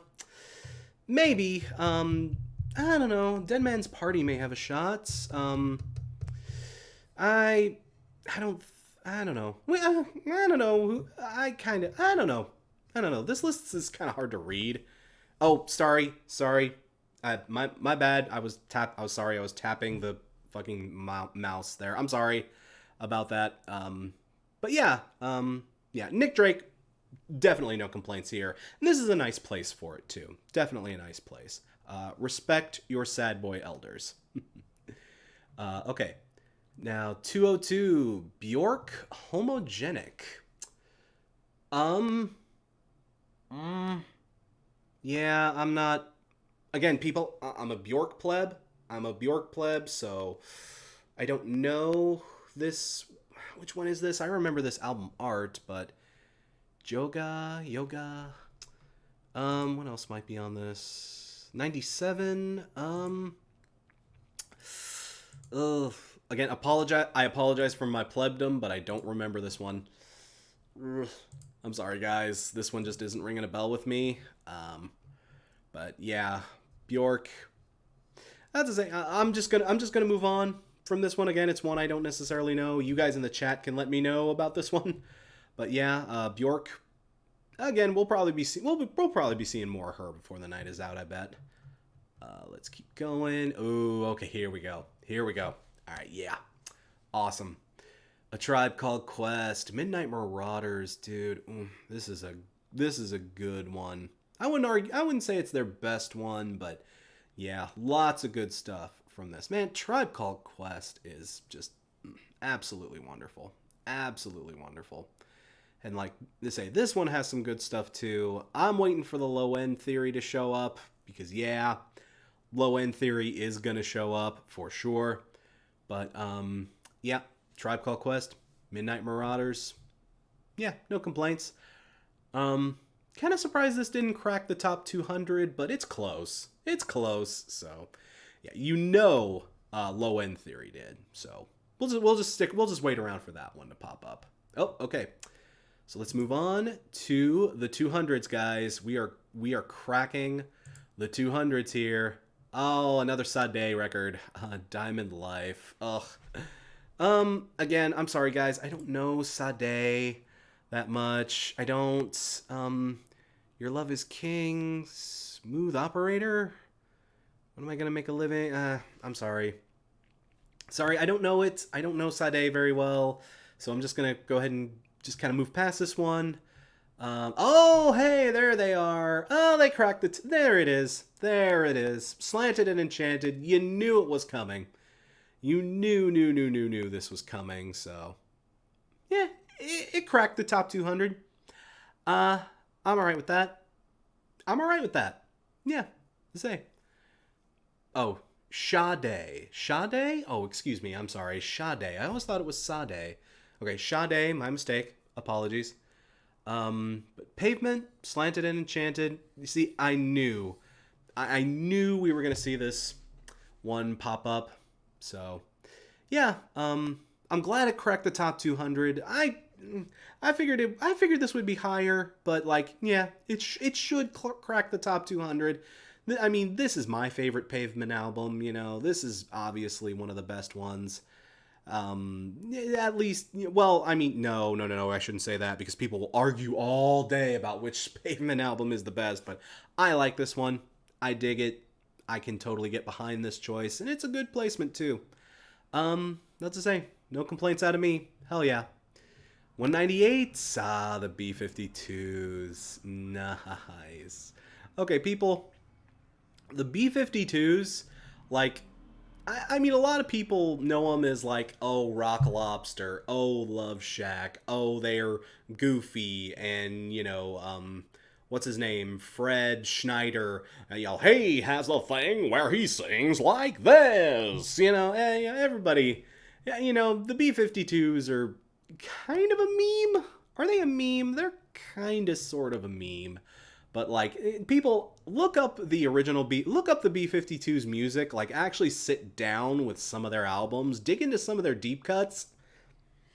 People, they were pretty legit. They were pretty damn legit, people. Oh. Yeah, the B-52's fucking rule. Hell yeah. Happy to see him here. Happy to see him so high too. That's very nice. Very, very nice. I'm all about that. 197. Okay, Meet the Beatles? Really? 197. Well, okay. This is the one with I want to hold your hand. I saw her standing there. Okay. It's not my favorite early Beatles record. You know, I'm a Help guy. You know, that's kind of where my early Beatles sort of. I'm also a Rubber Soul guy, but I don't know if that counts. That's kind of edging into later Beatle territory, kind of. But yeah, this wouldn't be as high on my list. I would have given this to Help. Help and Meet the Beatles can trade places on my list. But like, okay, all right, I get it. And again, I understand like the importance of this one. You know. Again, it's a significant record for sure. So, I get it. And it's weird seeing all these Beatles albums so low. It's, you know, man, it's really got me wondering where all the big Beatles albums are going to show up, man. We might see some surprises on this list yet. Whew. But let's keep going to Robin, Body Talk. honestly have not really dug into Robin in a very long time. I actually did some research on her. I listened to some of her stuff because she also qualifies. She kind of sort of did qualify for my two-hit wonders list. Robin is kind of sort of a two-hit wonder in the States. So I went back and I listened to some of her stuff to just as like research for her stuff, and she's great. She's absolutely wonderful. This was a very, very impressive record. I think, why did I leave her off the list? I think I left her off because she technically didn't count. I think she had something small like eke into the list, or maybe I think I kicked her. I think I put her off again. I think I put her off because off of the two-hit wonder list because she's just like she's kind of too too big to call a one-hit or a two-hit wonder like that. You know, I don't know, but like yeah, no, Robin is great. This album is very good. I remember that, and yeah, no, Robin's great. I'm happy to see her here. I can't complain about this. Not one bit. Not seeing the chats. Yeah, y'all all hail the queen of crying on the dance floor. Yeah, that's a good way to put it. Nah, I'm not too objected to that.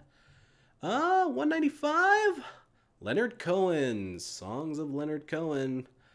Oh, what is this? Suzanne, Sisters of Mercy, So Long Marianne. Yep. Yeah, this is a good one. Yeah, this is a good one. Say definitely a good one. Again, I'm certainly not going to argue this. Let's say, not my favorite Leonard Cohen album necessarily, but like, yeah, it's a good one. Very hard to argue this.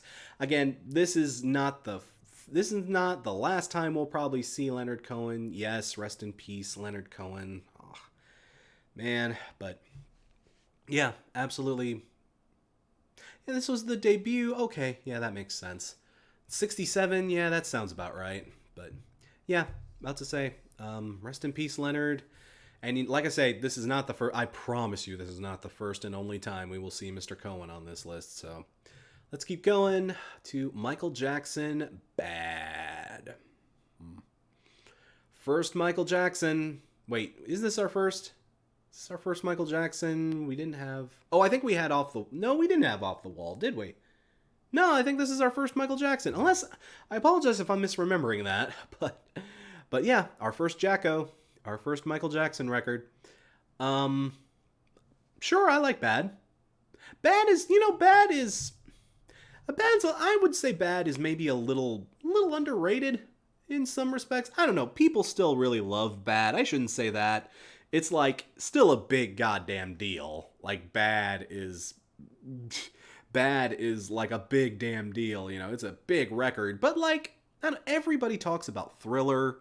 Everybody talks about, I've heard. I can't necessarily say.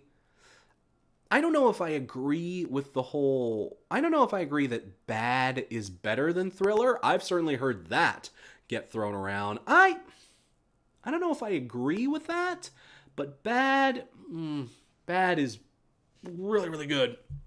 Bad is super duper good, and I think it deserves more love, maybe arguably as much love as Thriller gets, because there is some just undeniable stuff. This record is a bop from start to finish. Just nothing wrong with it. Just so very little wrong with this record. It just absolutely slams. Yeah. Probably should be higher in my opinion. It'd be higher on my list. It would be higher on my list, but yeah, I don't know. I don't know. I'm not like super, I won't kick and scream over it. 194, okay, that's all right. I'd put it higher, but okay. No biggie. No big hoopty. Let's keep going to yeah, Credence. Again, guys, I am the Big Lebowski. I am Jeffrey Lebowski. Give me some Credence, and I'm a happy man. Just give me back my car and the Credence, man. Like, yeah, no. Willie and the Poor Boys, great record too. Absolutely stomping little wonderful. This is a fun record. This is just an absolutely fun record too. Down on the Corner, fucking It Came Out of the Sky, like it's really, it's fun, but I mean it's also really sharp. It's got Fortunate Son, it's got Effigy, it's got, it's one of those albums, it goes all over the place, but it's just an absolute, I love this record. I just love Credence. I just love Credence, people. I am not going to complain. Like I say, that back when Cosmos Factory dropped in the last stream,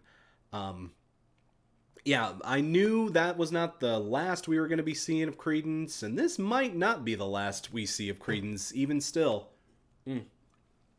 Credence had a lot of good records, so we might be seeing them maybe one or two more times, maybe one or two more times. Who knows? Let's keep going to another classic.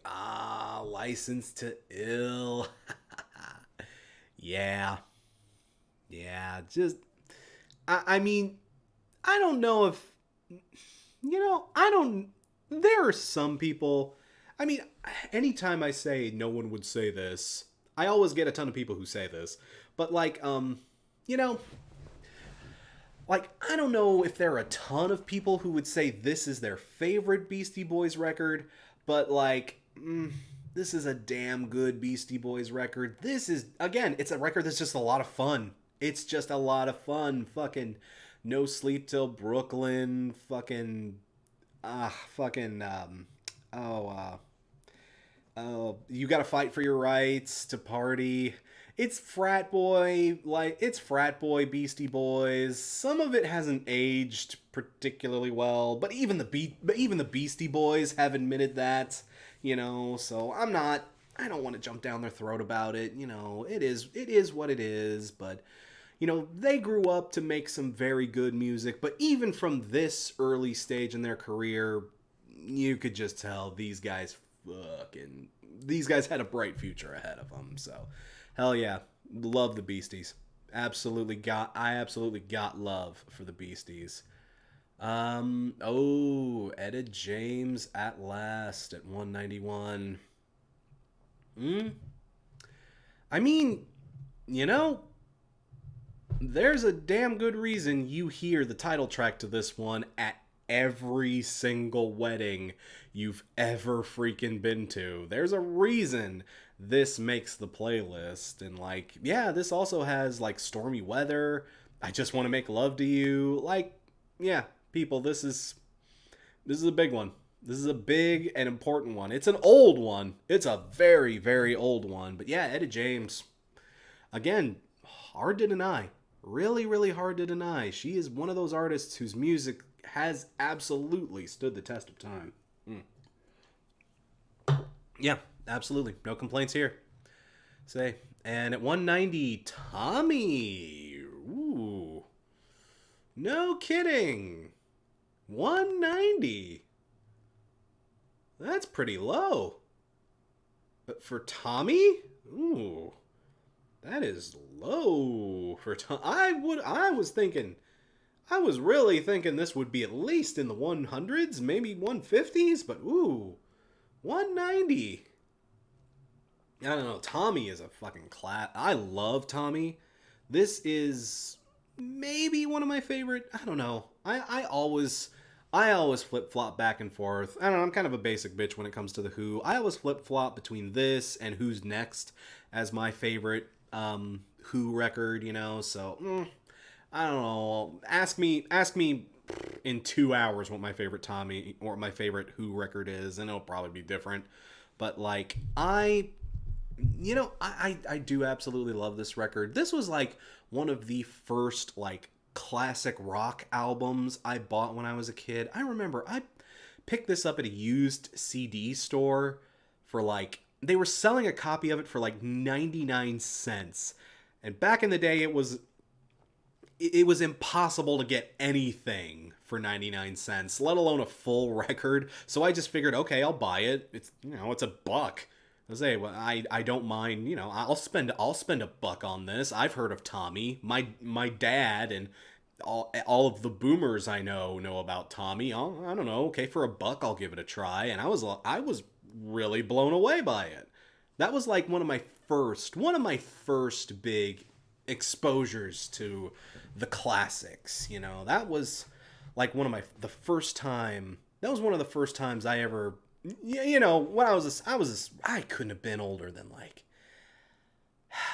11 or 12 maybe. I wasn't a teenager yet, so I was like, oh, all old music is dumb and for old. So I was Mr. Edgy teenager, so I was like, oh, I'm not gonna listen to that old shit. But for like, for a buck, okay, it's either that or a Mountain Dew. So okay, I like collecting music, so sure, why not? And I was like, ooh, okay, like that. Tommy was kind of an awakening album for me. So I probably got a little bit of emotional love for it. So yeah, it kind of comes from a personal place like that. But, I got love for Tommy. I'm surprised it's so low, though, because even the critics really love Tommy, so that is super duper. That's a surprise. That is a surprise. Also, thank you for the super chat, AX Rhodes. Grats on your coming out, Crash. Thank you very much. I just got a trans coming out poem published. Oh, congratulations. They're a bit old, but I was wondering if you'd ever read Bob Merceau's Top 100 Canadian albums and singles books. I have not, but as someone who has a sincere interest in Canadian music, I will look that up. Bob Merceau? I'm probably mispronouncing that. I hope I'm not. Bob Merceau. Okay. Bam. I have written that name down, and I will look him up. Thank you very much for the tip and for the pledge. AX Rhodes, thank you very much. So, alrighty, let's keep going. 189. Say what? Oh, say what? Oh, better than the Who? Ooh, even I don't know if I'd say that this is better than Tommy. I bet some people are mad. But yeah, no, I'm happy to see this here. Hell yeah, Dig Me Out. Dig Me Out is a great fucking record, man. Fucking Sleater-Kinney absolutely rules. I love Dig Me Out. I'm kind of more of a Call the Doctor, all hands on the bad one kind of dude. But like, no, Dig Me Out. That can't be denied. Hell yeah. Wow, this high? That's cool. I like that. That's cool. I was not expecting to see this break the top 200. Hell yeah, that's a pleasant surprise. Yeah, that's a pleasant surprise. I'm happy to see that. Hell yeah. Good on you, Rolling Stone. You got one right. Hell yeah. Boom. Happy. Love it. Let's keep going. T-Rex, 188. Electric Warrior. I got to admit, I've never actually sat down with this record. I've heard many a person talk about it. Of course, I've heard Bang a Gong 10,000 times, and its 10 million covers that have come out over the years. I've never actually just sat down and listened to this record. I know it through reputation. I know it through its biggest songs that have come out over the years, but I've never just sat down and spun it. I should give it a shot one of these days. I totally should. Sure. Again, because I haven't spun it, I can't necessarily say, but I've heard people discuss this record, and it's apparently a big damn deal. Yeah, well, why not? T-Rex. Finally. I'll add a finally to that, so I'm like, come on, dumbass, listen to it. Okay, yeah, T-Rex. Had a feeling we might see something like this, but okay, cool. Let's keep going. Oh, Ice Cube and America's Most Wanted. Yeah, in 1990. Yeah, I remember this one. Ooh, I remember this one. I wasn't allowed to listen to this record. When I was in 1990, I would have been five. Well, I would have been five. But I knew about this record. I was listening. I was watching MTV and everything by like around 90, about around 91, 92, well, probably 91 was when I started getting into music. And yeah, they were playing some Ice Cube, man. And yeah, you better believe. Whenever he came on, I remember my mom would tell me to change the channel. Whew, whew. Yeah.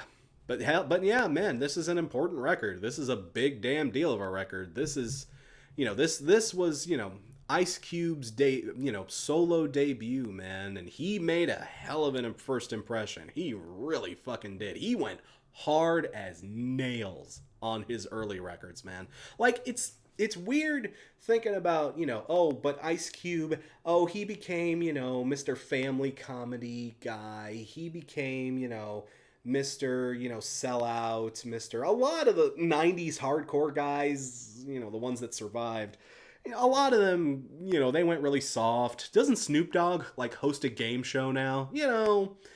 But no, man, back in the day, back in the early 90s, the late 80s, man, you listen to some old school gangsta hip hop, whoa, it's harsh, man. It is just absolutely crazy. Oh my God. Oh, I only realized it from reading your message here, Michael Avanesian. Okay, sorry if I'm mispronouncing that, but yeah, I just realized it's 187. It's 187. Oh, 187. Yeah, that would have been a good. That actually would have been a good spot for because never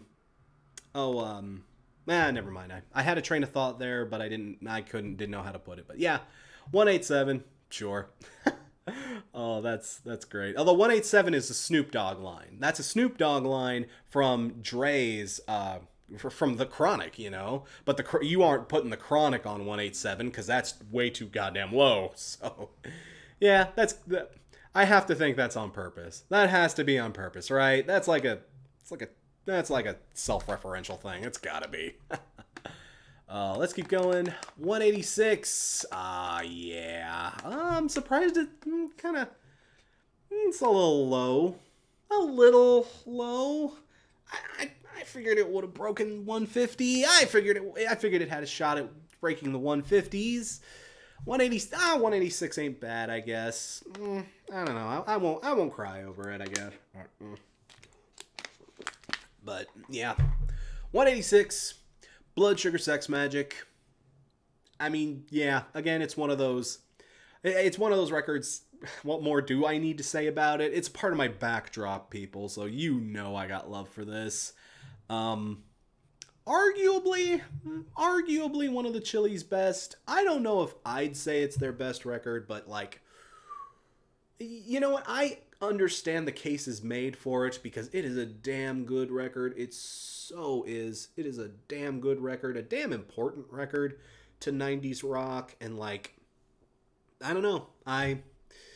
It would certainly go higher on my list, but I don't know. I'm that flaky motherfucker I don't know. My favorite Red Hot Chili Peppers is By the Way, but I don't know. Yeah, I don't know. I'm that weirdo. I love By the Way. We're not going to see By the Way on this list. Hell no. But I don't know, if you had to make me argue which Peppers album is the best, it would be a big toss-up between this and Californication. It really would. And I'm not surprised to see that Blood Sugar Sex Magic ended up taking the higher spot. I get it. It's the more important record. It's the more influential record. I don't know. I get it. It'd be higher on my list, but I get it. 186 sounds about right, So let's keep going to Beggar's Banquet from the Rolling Stones. Oh, I apologize if you guys can hear that. Somebody driving by my apartment with their speakers turned way the hell up. Sorry about that.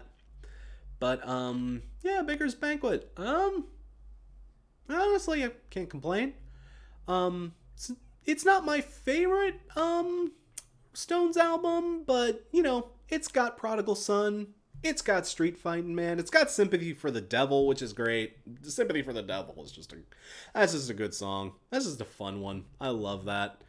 There's a lot of good stuff on this record. It's not my favorite Stones record, but it's hard to deny. It's hard. It's a hard album to talk down. I get why this is a lot of other people's favorite Stones album, but 185 on my list. That feels about appropriate. That feels appropriate to me. I don't know how y'all feel. How are we feeling? I'm seeing some too lows. Makes sense. Nice choice. But yeah, you know other Stones records are coming. Yeah, but no, I got love for this. I like Beggar's Banquet. I can throw this on and have a good time with it. Hell yeah. I am okay with that. Ooh, I'm also okay with Cyndi Lauper. She's so unusual. Guys, this is a good record. This is a good fucking record. Cyndi Lauper, yeah, like, God, her debut was so good. This was just so fucking good. Like, honestly, like, one of my favorite songs from the 80s is Time After Time. That is just one of the best goddamn ballads of the 80s, and you're probably not gonna talk. Well, okay, it's between Time After Time and like In Your Eyes from Peter Gabriel. We've already had So show up, so I don't know. Like, if you corner me in this conversation, I'll probably have a lot of answers if I'm being honest. But like, yeah, come on, yeah, no. Time After Time, She Bop is also great. I see She Bop in there. She Bop is, in fact, a bop. No arguments there. Like, hell yeah. Absolutely love this one. Love this one. Cyndi Lauper's great, man. She's absolutely wonderful. Cannot deny. Let's keep going.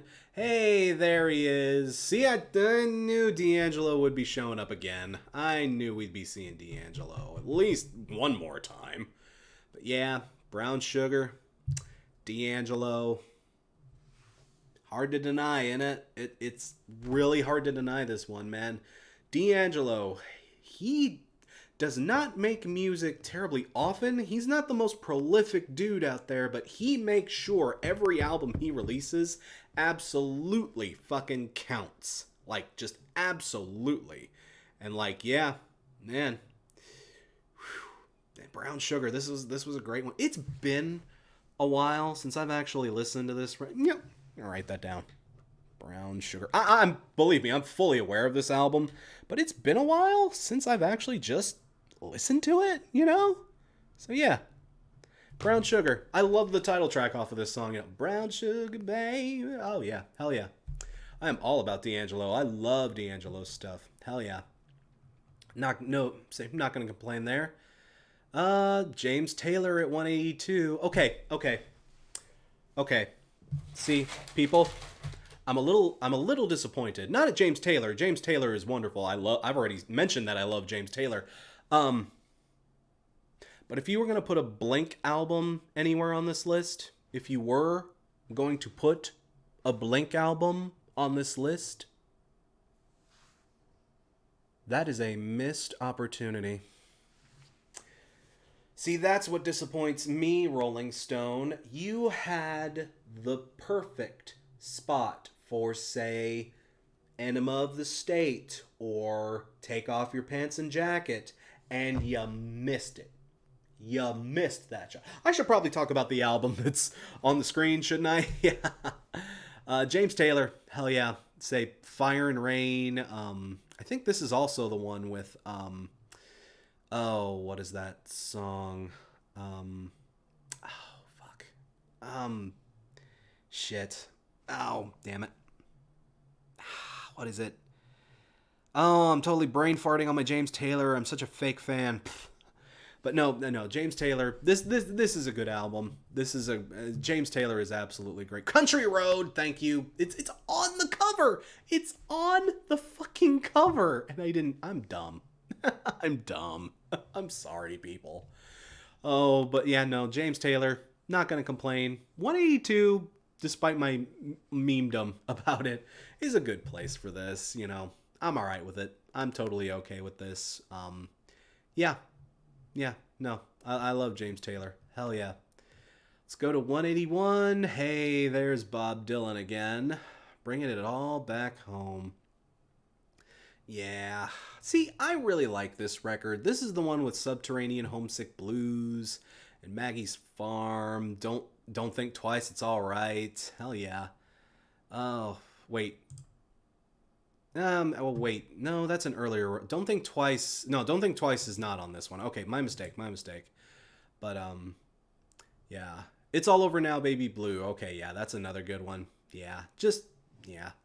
I really like this record. Kind of surprised it's as low as it is. I had a feeling this would crack the top 50. Or the top 150, rather.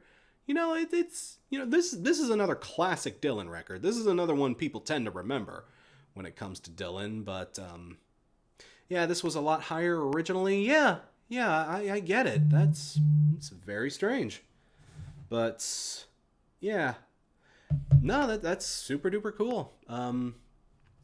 Yeah, I know I love this album. I really do like it. Well, I would say it's one of Dylan's stronger records for sure.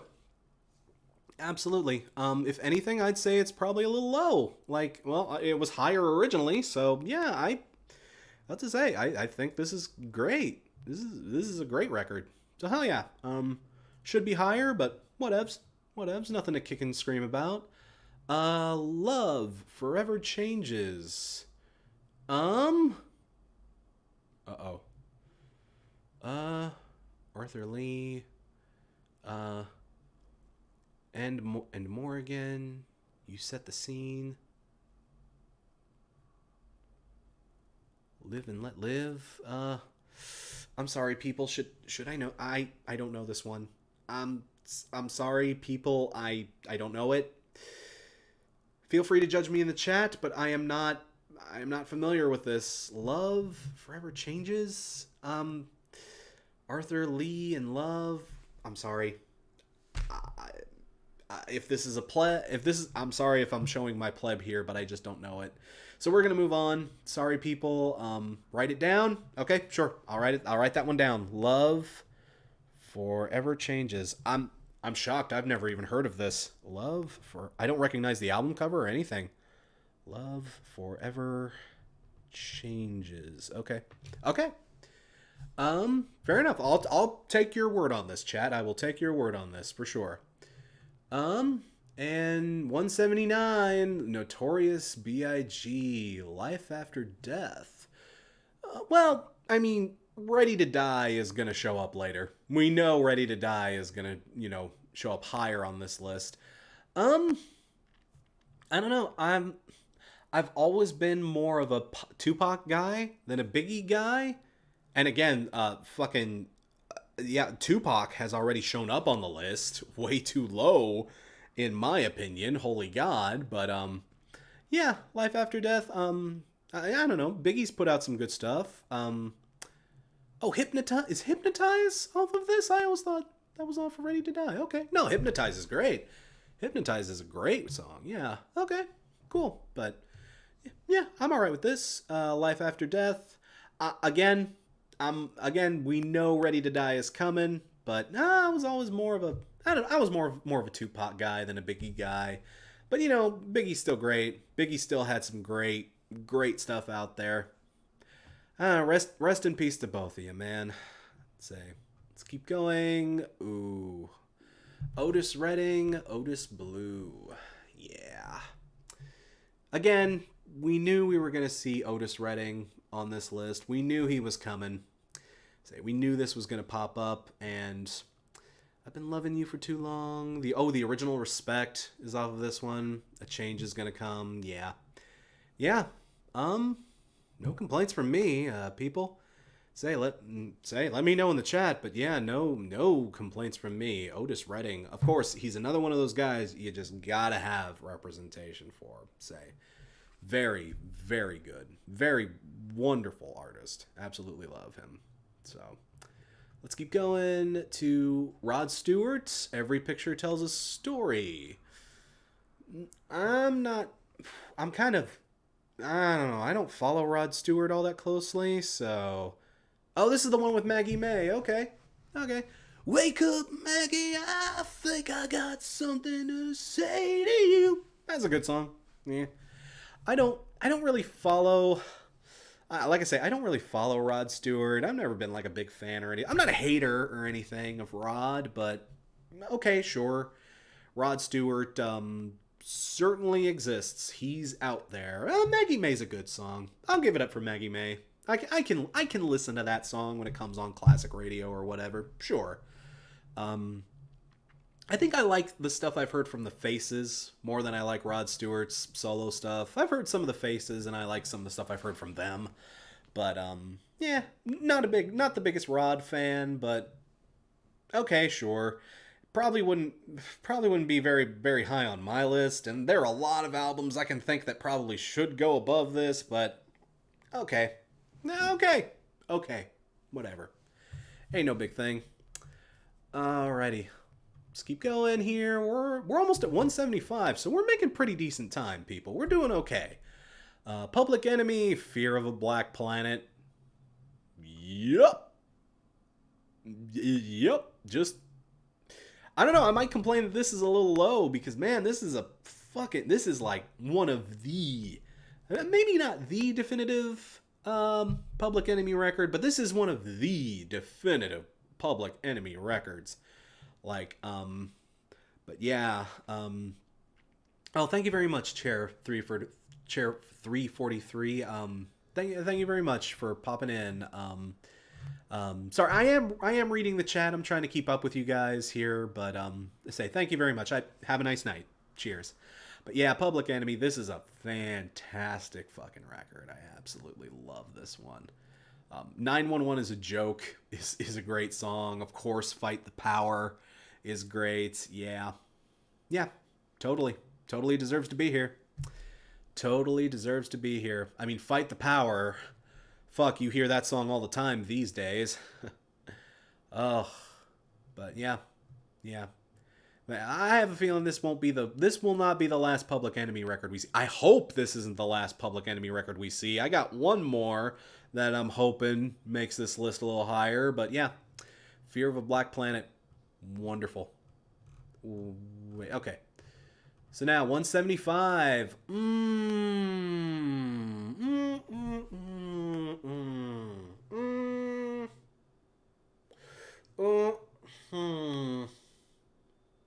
My reaction is, See, okay. Here's the thing. Oh, I don't know if it should be this high. I'm not a damn hater. I don't hate this album at all. I think it's very, very solid. I don't think it's a 7. Just before you get on my case about that, I don't think it's a 7, but it's like, I don't know, to me it's like an 8. Like maybe an 8.5. I don't know if this deserves to be. Okay, I will say this. If this is up here and To Pimp a Butterfly isn't much higher, then no, I ain't about that. But this, it does have some very undeniable bops on it. I still love fucking Humble. Humble is like one of my favorite Kendrick songs, just period. That song is an absolute fucking jam. But as a whole, I'm saying this record is, as a whole, this record kind of has deeper flaws. It has deeper issues, and it's kind of, I don't know, it's not one I come back to very often. Even though I like it, I don't know. This is controversial. I feel like this is controversial. I'm seeing all the melon memes in the chat, and I can already tell this is controversial. So, like, I will end my comments by saying, man, I sure hope To Pimp a Butterfly is higher. I so hope To Pimp a Butterfly is higher. On that note, Jimmy Cliff, The Harder They Come original soundtrack. Oh yeah, Jimmy Cliff, reggae. Okay. This was the album that took reggae worldwide. Oh, 72? Okay. So, I have not heard this. I am familiar with Jimmy Cliff. Let me see. Rivers of Babylon, Shantytown. Oh, Pressure Drop. Yeah, Pressure Drop. Okay. Yeah, I've heard Pressure Drop. Of course I've heard Pressure Drop, if only through The Clash. But yeah, okay. Yeah, so, okay, Jimmy Cliff, I understand him showing up here. Oh, thank you for the super chat, Jacob McKeechin? McKeechin. Apologies if I'm mispronouncing that. Would you be willing to do a 30 Seconds to Mars retrospective? If not, I understand it has a depressing ending, sorry. Yeah, it does kind of have a depressing ending, right? At least as of now. I don't know. If they pull out of their funk, it might be worth exploring, but like they are in a big funk right now, so I'm sorry, dude. Thank you for the super chat, though. Let's say very much appreciated. Yeah, I agree. The James Burns left field pick, but a good one. Yeah. Again, Jimmy Cliff, he's one of those, and it's a soundtrack, so I don't know. I'm not as iffy on soundtracks because they are like albums in a sense. They're a singular piece of work. They are a collection. I don't know. I feel like you can kind of sort of make a better case for soundtracks. I don't know. I don't want to get into that discussion. It's too long of a conversation. But yeah, Jimmy Cliff. I'm not super duper familiar with the guy's work, but yeah, very important to reggae. Very, very important to that music becoming a thing here in the States. So, I'm going to write this down. The Harder They Come. I've never even heard of this movie. But yeah. Jimmy Cliff is one of those guys. Jimmy Cliff is one of those guys I need to know more about. My reggae knowledge is very, very limited. It just very much is. So, yeah. Where's Marley from Ben 1? He's coming. I promise you, he's coming. I can think of at least one album that will be coming, probably. But yeah, no, it's an interesting choice. Interesting choice. Let's keep going to... Oh, okay. Yeah. Oh, Nirvana. In Utero. And I actually learned how to say it, finally. In Utero. Back in an old-ass video. For some dumb reason, I pronounced it in utero. I don't know why. I'm kind of dumb. That just happens. But yes, in Utero. From Nirvana. You knew it was coming. You knew we would see it. I'm kind of surprised it isn't higher, honestly, In Utero is the album the critics lose their shit over. I mean, the critics also lose their shit over Nevermind, but, like, if you want to, like, kind of, raise your hipster nose a little and say, oh, you think you know what good music is? Oh, it's definitely one of those albums where... actually, In Utero is actually better if you, understand what's going on with it, And, like, I mean, yeah, In Utero is the more bold concept. It's definitely the bolder record. It is definitely the more experimental, and it's the more honest and anguished and just it is really just... it is a damn good record and a damn interesting listen. It is such an interesting listen. I do love In Utero. Oh my god, I almost did it! Bite my tongue! In Utero. Oh, I'm a lost cause. I truly am a lost goddamn cause. Oh. In Utero is a great record. It deserves to be on this list. I'd probably be upset if it didn't show up at all. But I get it. I get it. I get it being so... I get it being where it is because, again, even in a list like this, people, even in a list like this, yeah, like, no, Nevermind is coming, and Nevermind's probably going to be pretty damn high. If Nevermind doesn't break the top 100, I will be shocked. I will be shocked. I'll be surprised if we don't see it in, like, the top 50. That record is just too goddamn important. You know, it's just changed so goddamn much. But In Utero, God, I have to actively think about it when I say it so I don't fuck it up. In Utero, yeah, it's got the more interesting story. It has the more autobiographical slant. It has the more it's a more interesting record overall. When you dig below the surface of In Utero, there's a lot more there than with Nevermind. But Nevermind has the tunes, and Nevermind made the impact, and Nevermind had all the singles, and Nevermind had Smells Like Teen Spirit. You're never gonna get past that, you know, but yeah. It is fair. It is fair to see here. It is fair to see here. Oh, and no spoilers. No spoilers, people. I didn't see it. Thankfully, I didn't see any spoilers, but no one spoil, okay? No spoils. Like, if I catch you spoiling, I'm gonna have to, like, block you, okay? And I don't want to do that for that reason, but don't spoil. Don't spoil it for me. Don't spoil it for the rest of the chat. No spoilers, okay? Just simple as that. So, all right, let's keep moving on. We're getting there. We're getting to 150. We are getting there. 172, Bridge Over Troubled Water. Really? This low? Oh, 172? Ooh. I figured this one would be way higher. It's Bridge Over Troubled Water, people. This was a big damn deal back in the day. This was a huge, huge deal. And the title track alone is probably one of the best songs I ever freaking wrote as a duo, you know? Like, ooh.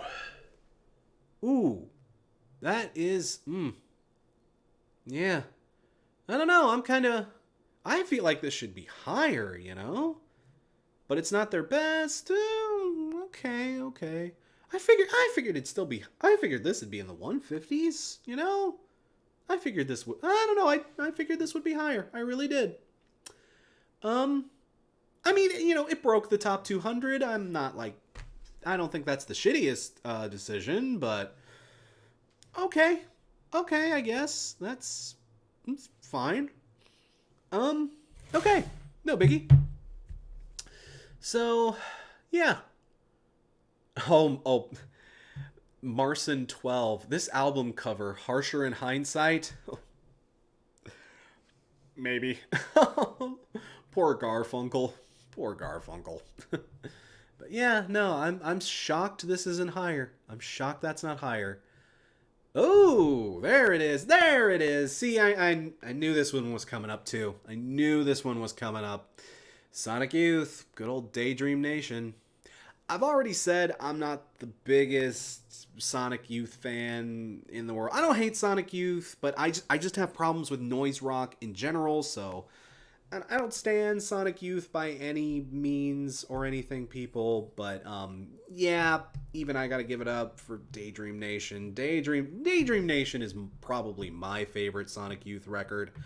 Like, but then again, it's also kind of their least noisy, most kind of, it's one of their easier albums to take in. I don't know, at least I think it's one of their easier albums to listen to. And me being just allergic to noisier rock, it's like, okay, yeah, this kind of works for me. But yeah, Daydream Nation, I get it. I feel like this is appropriate placement too. I'm seeing some higher. I'm surprised it's not like a little higher. Again,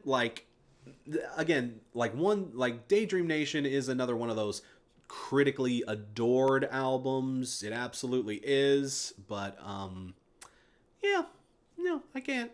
Yeah, I can't complain about this placement. I'm surprised it's as low as it is. Again, another surprise. I'm like, yeah, I'm shocked this isn't higher, but okay.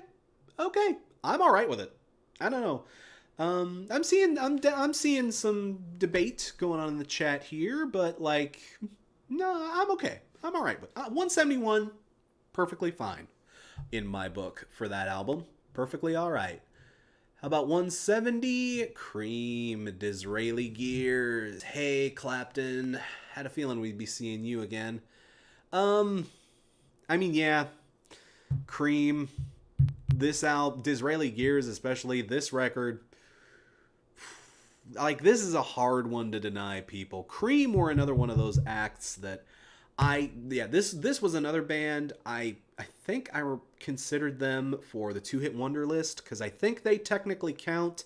Sunshine of Your Love and, like, I think it was Strange Brew was they had 2 hits that kind of counted, but I ended up not including them because they're Cream. They're way too important. They've transcended the 2-hit wonder logo. It didn't feel right to include them. They're too big of a god. It would have been like including Nirvana or The Cure as a 2-hit wonder. No, I feel like Cream has transcended the label, so I decided not to include them here. But yeah, Cream, Disraeli Gears, and that cover art. I love that cover art. It's just psychedelia on fucking 11, man. I love it. Very colorful, very vibrant, very splashy. I don't know. I tend to like stuff like that. If you've ever seen any of my new branding, that's kind of my motif. I dig that. But yeah, no. I get it. I get why it's here. This record especially, like, I know Cream didn't last long, but man, they made a hell of an impact. You cannot deny them that. You absolutely cannot deny them that. And yes, Sam Smabbington, White Room is an awesome song. That is a good song. Love it. That was the other hit. It wasn't Strange Brew. I'm an idiot. All right, let's keep going. Ooh, 169, The Stranger. Ooh. See, again, now we're getting to the place where I'm like, this isn't higher? This one I think would be way up there. I figured this would be like a top 50 choice. Really? Only 169. The Stranger. Ooh, this should be higher, people. I don't know. Maybe again it's like sentiment, because this is my favorite Billy Joel album. I love this record, but like, ooh, man, too low. Chats. And then there's one too high. NYC represent. What's up? Yeah. Yeah. I guess it's not quite as set in stone as I would have thought. Yeah, but I love Stranger. Stranger is like my absolute favorite. It's got Moving Out. It's got She's Always a Woman. I love that She's Always a Woman. It's such a weird fucking love song, but I love it. It's so pretty and it's so cute. And like, oh, this song is just, man, Scenes from an Italian Restaurant, Just the Way You Are. Come on. Really? Okay. I don't know. I love Stranger. If I were making my list, it'd easily hit the top 50. Easy top 50 in my book. Steely Dan, Can't Buy a Thrill at 168. See, okay. I'm not familiar with Steely Dan. They are a hole in my music knowledge. Admittedly, I kind of got a few of those. I'll cop to it. I don't know shit. But yeah, Steely Dan, I'm not terribly familiar. What are some of the songs off of this?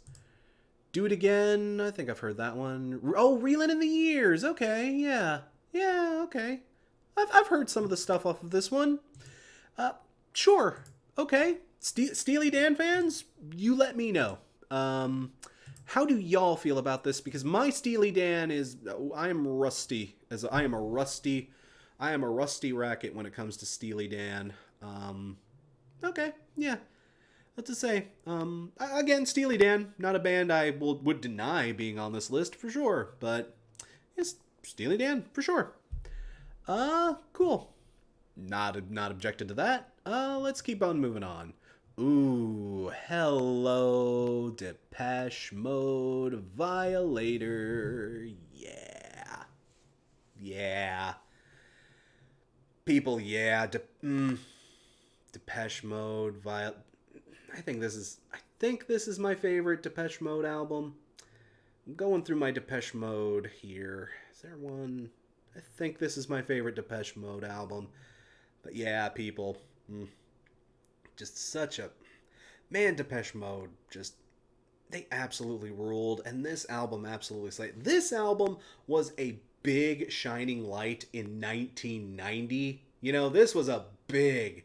goddamn wonderful thing to have in 1990, because 1990, as I've already talked about in other videos, was kind of a desert wasteland fucking of a year for music.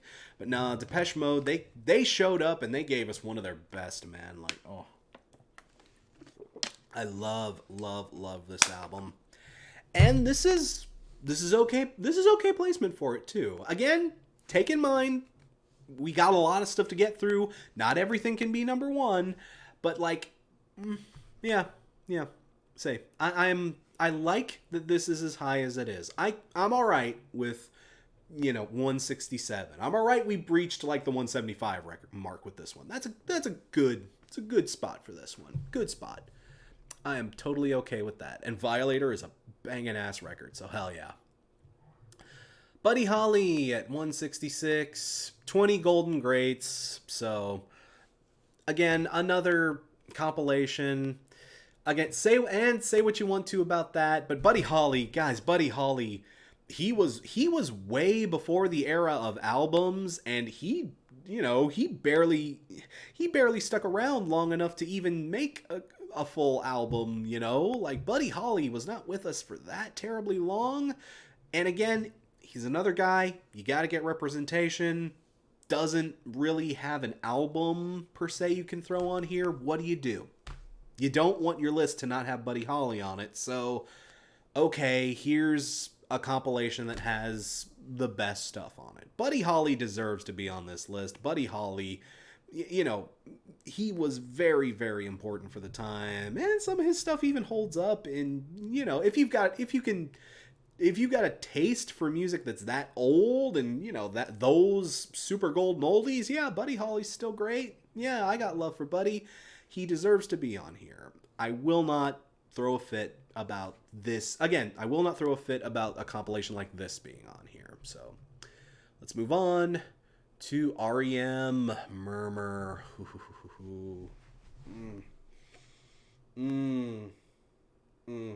Yeah. I'm glad this showed up here. I'm glad. Oh, I would have put it in my top 150, but whatever, 165. I'm okay with that. I can live with it. Murmur. One of my favorite REM albums. Man, Murmur. REM. God, they just nailed it on their first record. They really did. Their other stuff with IRS is good, and even like some of the later stuff, some of the sellout REM is also very, very strong. I think a lot of REM's music still holds up, but people, Murmur, talk about getting it right on your first fucking try. Their first record, they did this good. Like, ooh, man. This is the album with Radio Free Europe. I don't think it had that many singles from it. Perfect Circle is on this one too. Catapult. I love Catapult. Yeah. I mean, this is also a part of my backdrop. It's like kind of towards the bottom. I'm usually standing in front of this one album when I'm doing videos. But yeah, REM Murmur is a part of my backdrop. Love this album. Absolutely adore it. Maybe my favorite REM album, though I do love Automatic for the People too. I don't know. It's one of those, catch me on the right day, I might give you a different answer. But yeah, Murmur's great. Happy to see it here. Hell yeah. Ooh, again, another album I figured would be lower. At 164, Johnny Cash at Folsom Prison. Again, this is okay. Anyone who gives me shit about, oh, it's a live album. Okay, for this one, you can fuck off. No, for this one, you can totally fuck off because, yeah, it's Folsom Prison. Dude, it's at Folsom Prison. This is one of the most fucking important live albums ever fucking made. Dude, you can take that shit outside, all right? Because this is a big damn deal of a record. So much so, I'm shocked. 164? I figured they would have had a place in the top 100 for this. Really? Man, for Folsom Prison. Okay. Whew, man, yeah. I'm glad it's on here, absolutely. But, ooh, I'd say this one would go... Even in my book, I'd say this one would go higher. You don't have... I'm a country pleb, but you don't have to be a pleb to... You can be a pleb and still know how important this goddamn record is. Oh, man. You know what? I'm gonna put this on the list just because I want to hear it again. It's been a little while since I've spun this, so yeah. Folsom Prison. Shocked this isn't higher. Wow. Ooh, okay. 64. Let's keep going to... Oh, okay, another soundtrack. But, again, this is a pretty important soundtrack, people. Saturday Night Fever. The Bee Gees... this is a big deal, man. This is one of those soundtracks I don't think we can argue because Saturday Night Fever was just... Sorry, I didn't mean to tap the table. My bad. It's a bad habit of mine when I have a table nearby. Apologies. But, this is another important, absolutely important record, man. I will not hear a word about it. Saturday Night Fever deserves to be on this list. And the Bee Gees deserve to be on this list too. The Bee Gees were really good. They really were. I'll have to say, they were... I don't know, however you feel about disco, the Bee Gees had some very legit good stuff in their catalog. And this is a great example of just, some of their best work is off of this record. So, yeah, okay, I'm all right with this. Like, say whatever you want to about the movie. I don't know. I saw the movie in college and I really didn't like it, but I don't remember anything from it either. I've heard the movie is... The thing is, I've seen the movie, but I don't remember anything from it. So, I don't know. I've heard people hate the fucking movie. I've heard people just really, really just do not like the movie. But, yeah, say whatever you want to about the movie, whatever. The soundtrack rules. The soundtrack absolutely cannot be denied. Hell yeah. No objections from me. No objections from me at all. Pulp. Different class. I'm a little surprised. Pulp. It's nice to see them here, but Pulp are part of Britpop. They were not nearly as big of a deal here in the States than like Blur or Oasis. Over here it was Blur and Oasis all goddamn day, as far as Britpop is concerned. Pulp they were a bit of a smaller blip on the radar, but they did have their moments in the sun over here. And Different Class, I'm not as familiar with Pulp. Oh, Common People. Oh, yeah, Common People. Yeah, I know Common People. Disco 2000, yeah. So yeah, I'm familiar with this one. Again, happy to see Pulp on here. Kind of surprised to see Pulp. I'm surprised to see them this high, but from what I understand, this is a very good record. Again, Pulp is another one of those. They're one of those Britpop bands. I kind of I don't know. They weren't my jam. I was more basic bitch Blur Oasis, and I did listen to some of the deeper stuff like London Suede and the Levelers and stuff like that. But I don't know. I never got around to Pulp.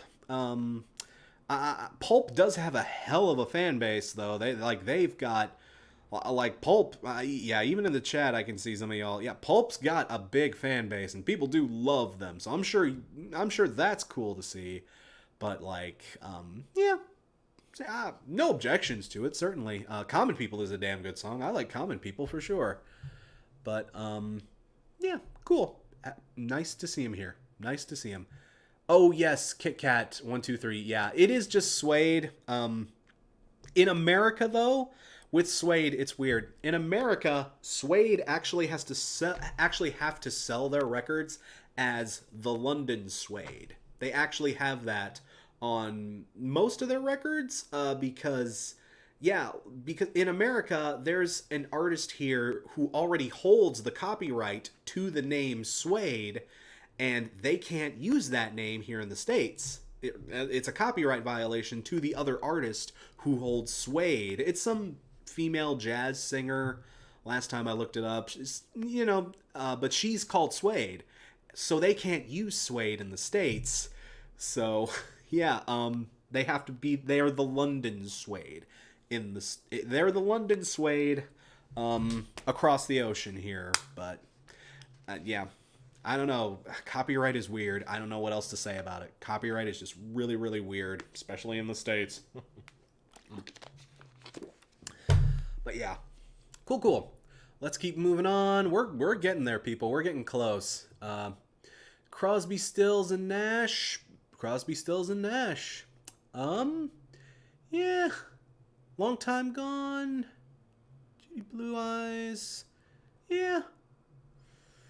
See, again, like the Crosby, Stills, and Nash stuff, the Crosby, Stills, Nash, Crosby, Stills, Nash, and Young, like that kind of stuff, I kind of have a blind spot for that. I've never done like a super deep dive on a lot of that stuff, but this is another album I know through reputation. Of course I know Crosby, Stills, Nash, and Young both or Crosby, Stills, and Nash, apologies. I know them both as a project and individually. This is another one I'm not totally familiar with. I know I should be more familiar with it, but I don't know, it's one of those things I've just never found the time to devote to. So, y'all can judge me. It's okay. Y'all can judge me. I get it. It's all right. But, yeah, this is another one I kind of don't know. I kind of have a hole in my knowledge here. So we're just going to move on here. Again, you know what? I'll write it down. Crosby, Stills, and Nash. Self-title. There. There we go. I will write it down and... Oh, okay. Debate in less than 20. All right, let's try. We're on the last 10. Let's try to speed through this. Now, there's an album I know. Oh, there's an album I know. Do I really need to talk y'all up about this? I've talked enough about this record. I've talked too much about this record, for God's sake. Like, yeah, I don't know. I feel like this should be higher. I really do. So, you know what? I've talked about it. Y'all know I love this record.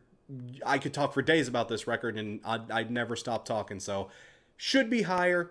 Should definitely be higher. I'll just leave it at that, and we can move on. But yeah, glad to see you here, Pearl Jam. Super happy to see you here. Love you, boo. You a boo. I love you. Let's keep going.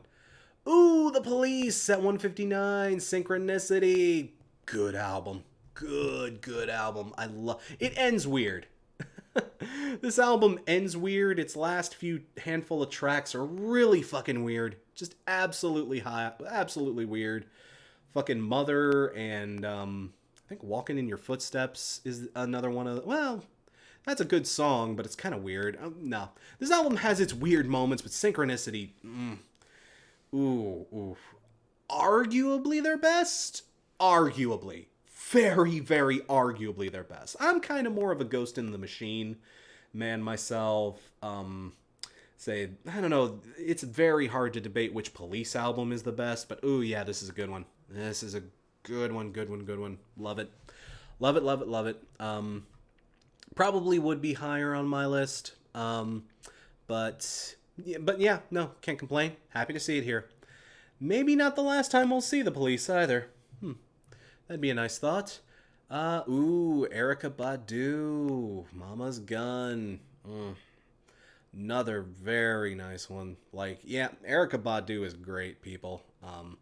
I don't know her inside and out. I'm not like a super fan of Erica Badu, admittedly, but I've heard some of her stuff, and like, yeah, dude, Erica Badu is legit as hell, people. She's got some very, very, very good stuff. And yeah, there's some damn good stuff on this one. And Didn't You Know is on this album. Bag Lady, yeah, good stuff.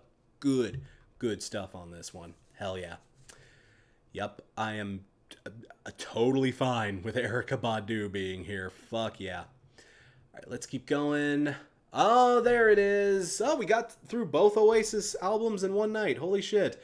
What's the story, Morning Glory? I don't know. I kind of talked at length about this when we talked about Definitely Maybe, but I told you this would happen. I told you guys this was going to happen, right? Rolling Stone, they're an American magazine. This album was the bigger deal in the States. So yeah, of course, Morning Glory gets the prize. Feel about that however you want to feel about that. And I get it. I get it. If y'all want to debate and scream about that, you are welcome to all day long. But in America, this was the bigger deal. It just was. I'm seeing some people saying too low, but like, it makes sense. I figured this would crack the top 150. It's not too terribly low. It's not too much lower than I would have predicted it to be. So, okay. All right, fine. I don't know. I'm having to say that a lot on this particular stream, aren't I? I'm like, okay. I think I've said that definitely more than once this stream so far, right? Okay. Should be higher, but okay. Not as many like shocks and like wow moments, but like, oh, come on. A lot of oh, come on. I feel that.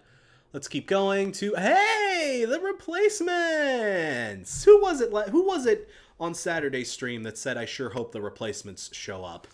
Here you go. Let it be. Hell yeah. This is a good one. Not to say, yeah, Tommy got his tonsils out, senior video, unsatisfied. Yeah, this is a good one. I'm more of a Tim guy. I love Tim. I just love Left of the Dial, people. That is such a good song, and that's not on this record, but like, yeah, this is still an absolute bop. I was about to say, the Replacements were just fucking great, people. Just absolutely wonderful goddamn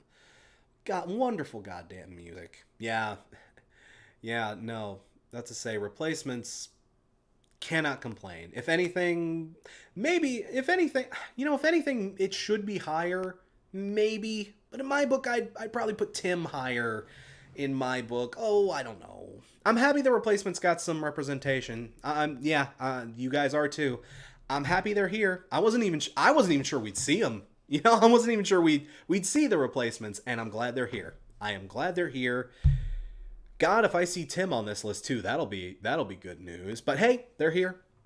Happy to see them. Let's keep going through Jay-Z, the Black Album.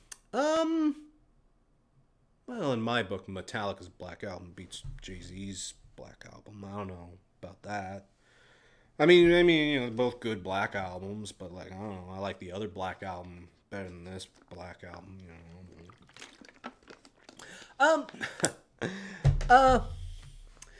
Sure.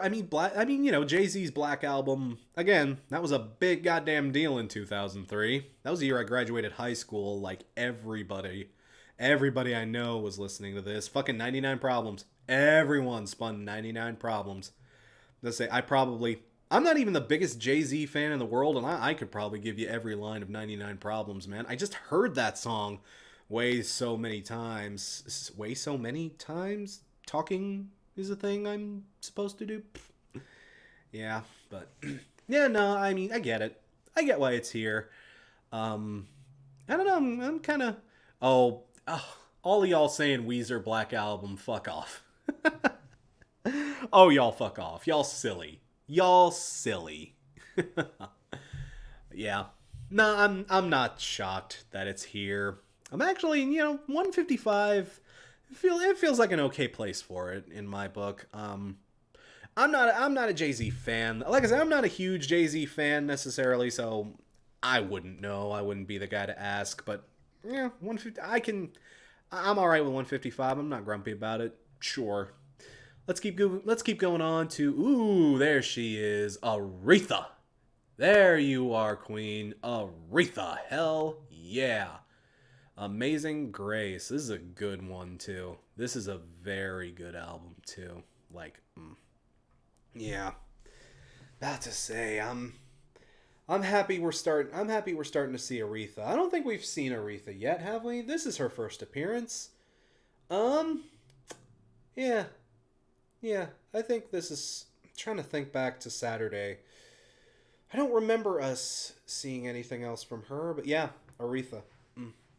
Of course, you know damn well we're going to be seeing more of her on this list, and yep, this is a good one. This is a good one. Hell, if anything, I feel like this should maybe be a little higher. Maybe a little higher. I don't know. I'd put this. I feel like I could put this around like 130 or 125. Sure. She's been okay. We've seen her before. Okay. Apologies. Apologies if I'm.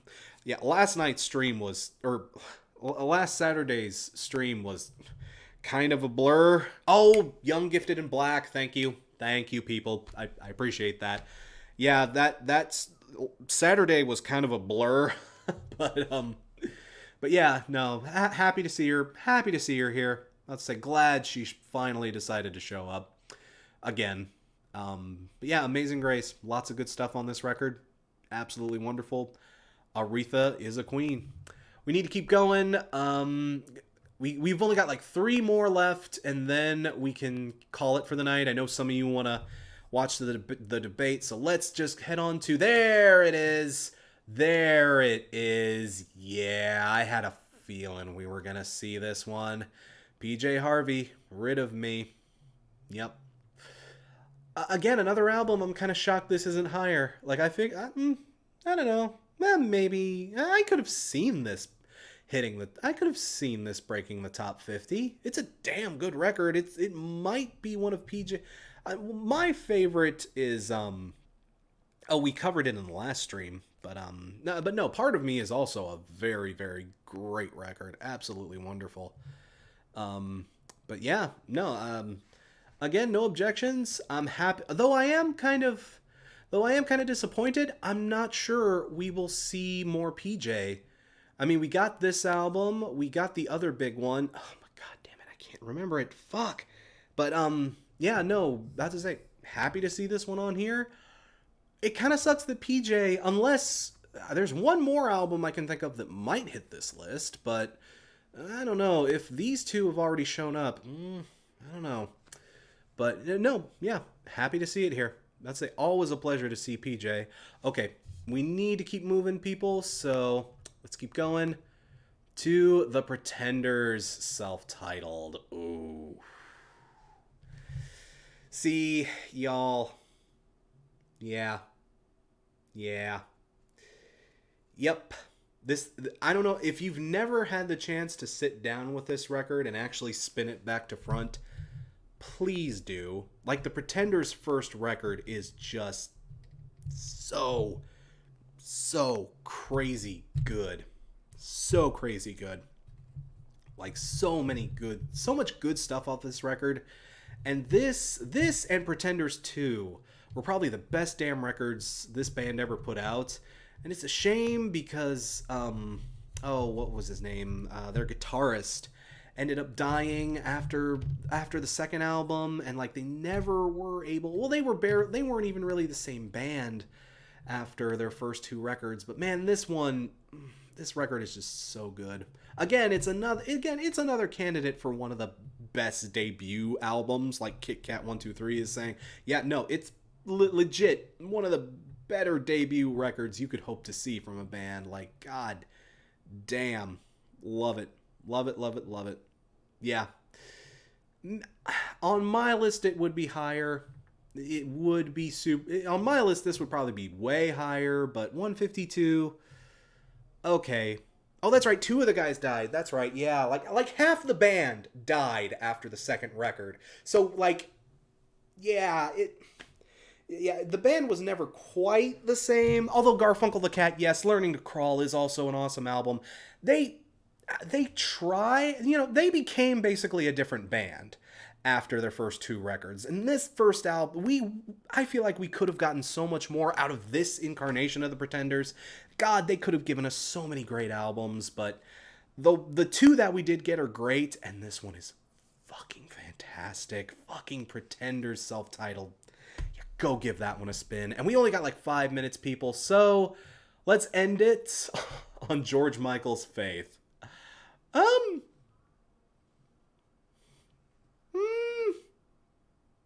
You know, I like it. I like George Michael's Faith. I really like it. Father Figure, I Want Your Sex is a fucking bop. I don't give a fuck what you say. I love I Want Your Sex. It's like the perfect kind of cheesy, but I love it. Like, Father Figure, yeah. One More Try. The title track is also really good, despite what Limp Bizkit fucking done to it. I know. We all know what Limp Bizkit did to that song, but the original was fantastic. Yeah, George Michael. I can't complain about this. I'm all right with this. You know what, George Michael, he's gone through his phases throughout his career, but yeah, I can, and this is good placement for it too. 150. Nice way to close out. Now we're starting to get to the tippy top of the things, and George Michael, that's a nice one. That's a nice kind of, okay, this is good. This is good. I like this. I can deal with it. This is a nice one to close out on, because George Michael's, again, this is another one I'm writing down just because I haven't actually sat down with it in a really long time. So yeah, George Michael, Faith. I mean, I'm out of the closet now. I gotta have love for George Michael, right? Oh, let's say the gays love George Michael. Oh, the gays, the bis, all of us on the rainbow. We got love for George Michael, sure. I don't know. I can't. I should not speak for everyone, but I like George Michael. I don't give a fuck. Yeah. Okay, that's a good place to wrap up. 3 minutes until 9 o'clock. So, okay, cool. We did pretty well. We did good. We wrapped up like just in time. People, thank you very much for tuning in. I will probably do the next part of this stream on maybe Thursday. I'll let you know. I need to work out my schedule. I need to, make sure everything can line up. Rough guess, Thursday, probably around the same time, 6 p.m. Eastern. So I will let you know what we do. I will let you know. I will hit up socials and everything else. Set your reminders. You'll likely see something come up when it comes up. So, but yeah, no, people, thanks for tuning in. I'll try to get the next stream in Thursday, maybe Friday, if I can't slip it in, but we'll try for Thursday. And this went okay. So I think this upcoming Thursday, we'll try to knock through 150 to 50. And then probably on Friday nights, I'm thinking we can just do a nice light one and just do the top 50. That sounds doable. I'll let you know though. Stay tuned. Watch your subscriptions. Watch your notifications. People, thank you for the super chat, by the way, Martin. One more before we close out. Rest in peace, George Michael. Love, Faith. Also, by the way, is my favorite Red Hot Chili Peppers album, too. Yeah, I'm happy to see the love. Oh, and another one from JT Loves Code Lyoko. Thank you very much, JT. The Fimi. Coming up in October. I will leave it at that because it's 8:59 and we need to wrap up. People, thank you very much for jumping on. Stay tuned. Likely Thursday or Friday. I'll let you know when we're coming back to complete this bad boy. Thank you all for jumping in again. Y'all have a lovely night. And one more super chat and then we'll close it. Thank you very much, Dangeresque the Third. Present from a fellow bye guy. Everyone vote blue. Thank you, Dangeresque. Everyone vote. Love ya. Good night.